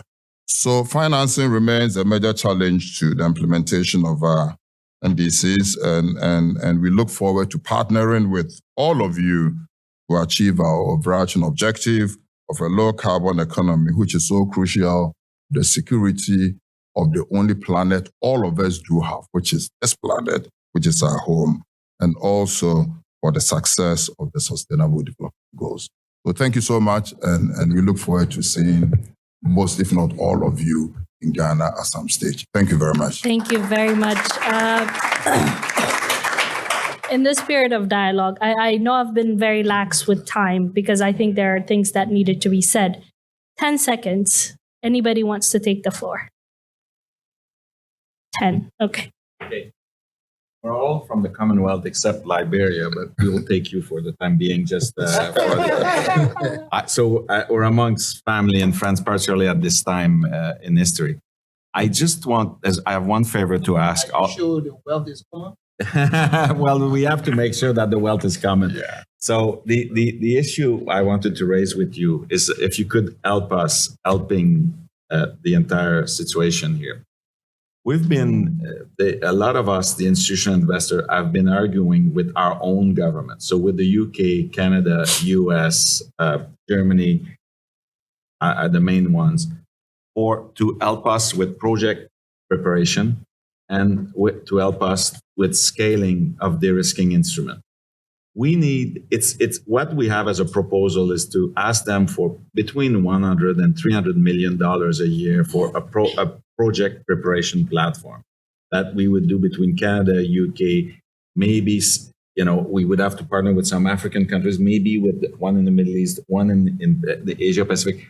But the problem is for institutional investors like us, we cannot go to the World Bank because the World Bank is preparing only its own projects. They're not, so there's a big cost for project preparation. It's up to 10% of the cost of the project. So when a project doesn't go ahead, so we're not in that business. There's a real market failure there. And I think the Western government can resolve this issue in no time. And that's one thing. The second thing is tell them to put their DFI on steroids, because the Proparco, FinDev Canada, KFW, all of these things are very, very helpful partners for us to de-risk ourselves. And they're easy to deal with because it's direct. They understand the way we work a little bit better. It's easier than going to multilateral development banks. I have nothing against the multilateral development banks, but they're not in the business of de-risking institutional investors like us. And so my point is, if we really want to unlock a lot of money, we would need better instruments like that, better instruments for project preparation and de-risking instrument.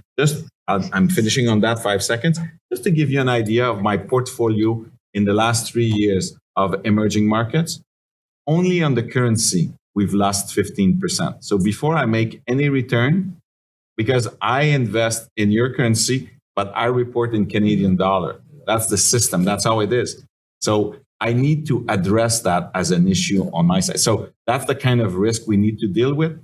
And the instruments that exist at the moment are too small and not ready for prime time for big investments in the movement. So that was that. And I thank you so much. Thank you. Good morning. First of all, I'd like to thank and recognise the leadership of Dr. Hubert Danso, CEO and Chairman, Africa Investor, Ms. Cristina Duarte, UN Under-Secretary General and Special Advisor on Africa, Her Excellency Ambassador Josefa Leonel Correa Sacco, Commissioner for Rural Economy and Agriculture, the African Union Commission, and Ambassador Mary Bruce Warlick, Deputy Executive Director of the International Energy Agency. First of all, I'd like to just do a very quick recap of the preamble, which was launched at COP26. So the objectives of the model law are to create a legislative framework that incentivizes collaboration between institutional investors and the public sector, facilitates private sector investment into climate-focused programs and projects, utilizes fast-track procurement processes, delivers value for money for governments through implementation and delivery of climate-focused programs and projects which have bankable risk allocation. And finally, the model law has an effective and efficient contract management framework. So this is all with a view to ensuring that there is the investment of capital at scale and at speed, which will be required in order to deliver the required climate-focused investment into projects and climate programs. So following the launch, we have been engaged in extensive stakeholder processes We've consulted a range of stakeholders, including representatives from government, the development finance community, domestic and global investors, and consultancies which advise these entities.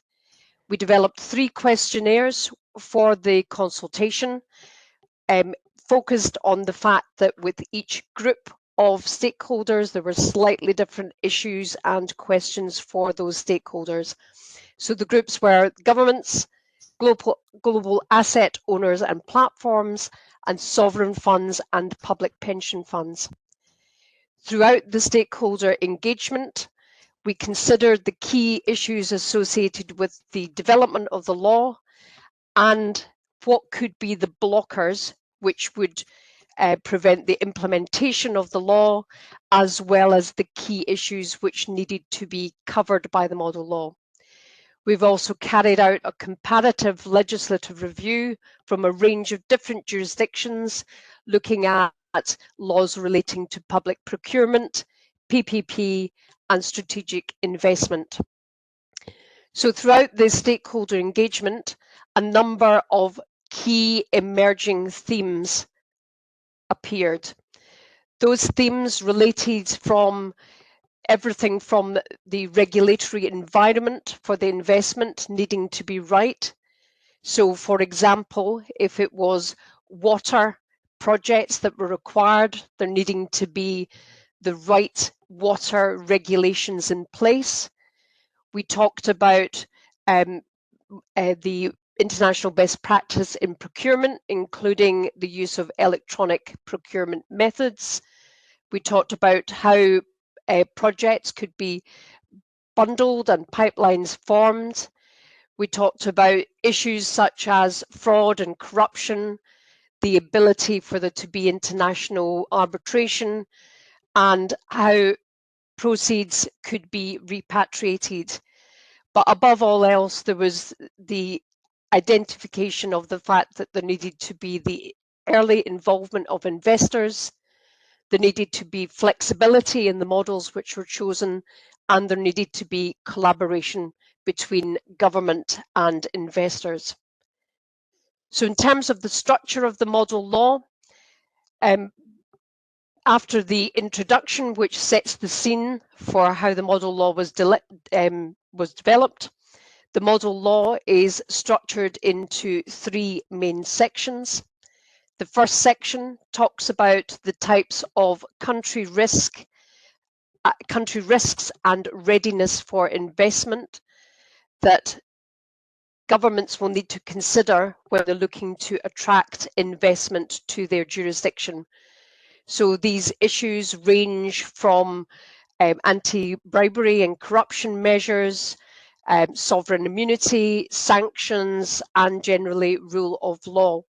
So the model law itself does not draft provisions related to these particular issues, but identifies the types of legislative framework that will be needed if they're not already present in the jurisdiction in order to attract investment. Secondly, we talk in the model law about the types of legislative, regulatory and institutional reform which will be needed in order to achieve the implementation of climate projects. So again, what we don't do in this section is draft out every single regulation that is required for all of the different types of climate projects. But what we do is identify key principles, and we give as a case study the legislation and regulations which are required in order to enable the implementation of renewable energy projects. And this also includes grid infrastructure and the development of green hydrogen projects. So the final section in the model law goes into the provisions of the model law itself. And with each provision, there is an explanation of what the provision is dealing with, as well as guidance on how to apply that provision in practice. So I won't go through every provision in the model law, but you'll see from the slide here that we have a range of different types of provision, including provisions related to the institutional setup. So in some jurisdictions, it may be that a new agency needs to be formed. Other jurisdictions, it may be the sovereign fund or the PPP unit, which takes charge of the implementation of these climate projects. There are provisions dealing with sovereign guarantees, undertakings, financial support, economic support. And then we go into some of the different procurement methods which will enable procurement at speed and at scale. So that includes the use of frameworks to appoint the consultants who will be advising government. It includes the procurement procedures around early investor involvement, and there are several alternative procurement methods for appointing contractors. Other provisions relate to, for example, some of the key issues which can often delay project implementation, such as expropriation and permitting. So in the model law, there is an allowance for these particular activities to be carried out on a fast track basis. In terms of the guidance, there'll also be reference to the use of model tender and contract documents, as well as the administration of contracts and how the risk should be embedded and dealt with in those contracts. And finally, just a few words about early investor involvement and what that means in the context of the model law. I should say that what we acknowledge is that there will be different approaches within governments in terms of implementing projects. Some governments may already have feasibility studies carried out for their NDC projects, and the model law will enable there to be fast-track procurement associated with projects which have already gone through that feasibility stage.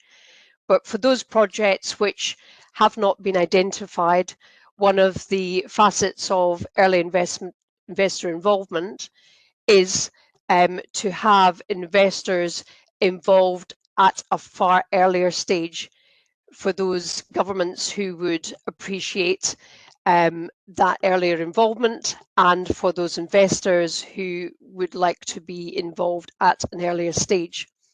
So earlier investment involvement involves a number of different techniques, including the ability for the government to engage with investors prior to launching any type of procurement. There being an open qualification system where investors can register with governments and thus save time in terms of any pre-qualification process. And that means that the governments can be assured that they are dealing with bona fide investors on their projects. There will be different methods which you will read in the model law for the selection of investors. So there could be fast-track competitions, direct awards, or investors themselves could make proposals to government.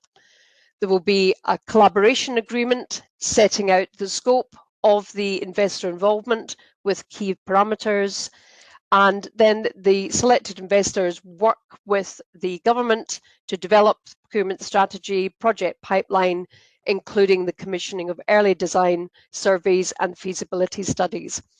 There will then be the ability of the investors to work with government to select the contractors for the relevant project or pipeline. But as I say, the key thing is that there will be flexibility so that when governments come to implement this model law, they can do so knowing that there are different options within the model law which can be selected according to the type of project or program which is being developed. Thank you very much for listening, and I look forward to the launch of the model law in Sharm el-Sheikh. Thank you. Hello. I'd like to start by thanking the African Investor and the CFA Society for inviting me to this event.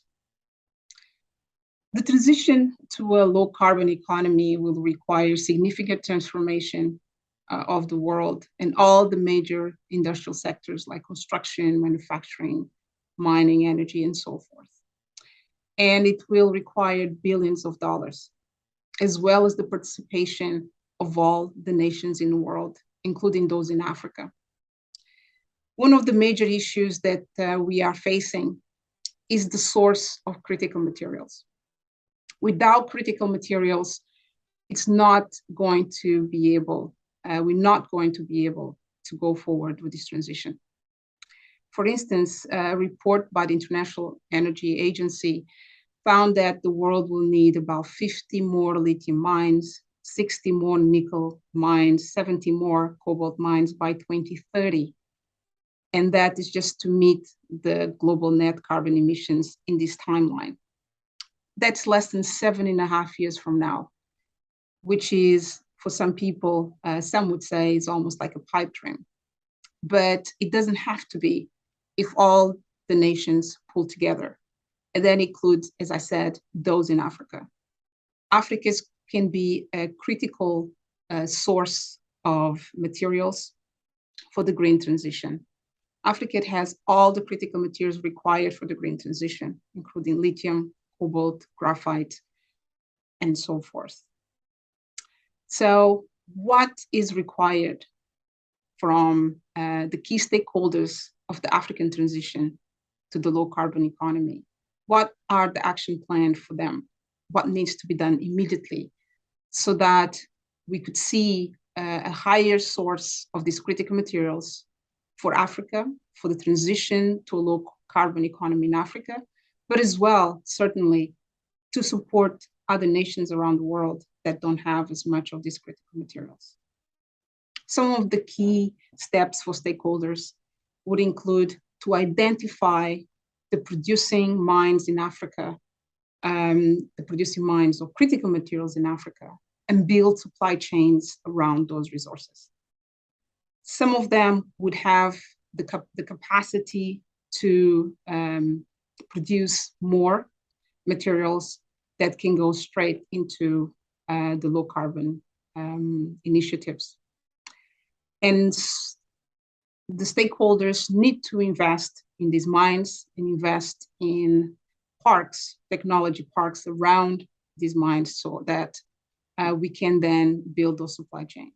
One example, for instance, is lithium. Miners are able to produce the precursors, but those precursors have to be relatively high grade. And those will be, for instance, lithium carbonate or lithium hydroxide. And in the case of carbon, in the case rather cobalt or manganese, they're usually in the form of sulfates. So after that, chemical companies that use these materials to produce what they call active materials. They mix them all together. And those are the materials that ultimately go into the cell manufacturers and so forth and so on. So there are different companies, different expertise involved, and it's important to bring these companies in technology parks in Africa to be able to utilize those resources and build those products. And surrounding that is important to invest in clean energy infrastructure.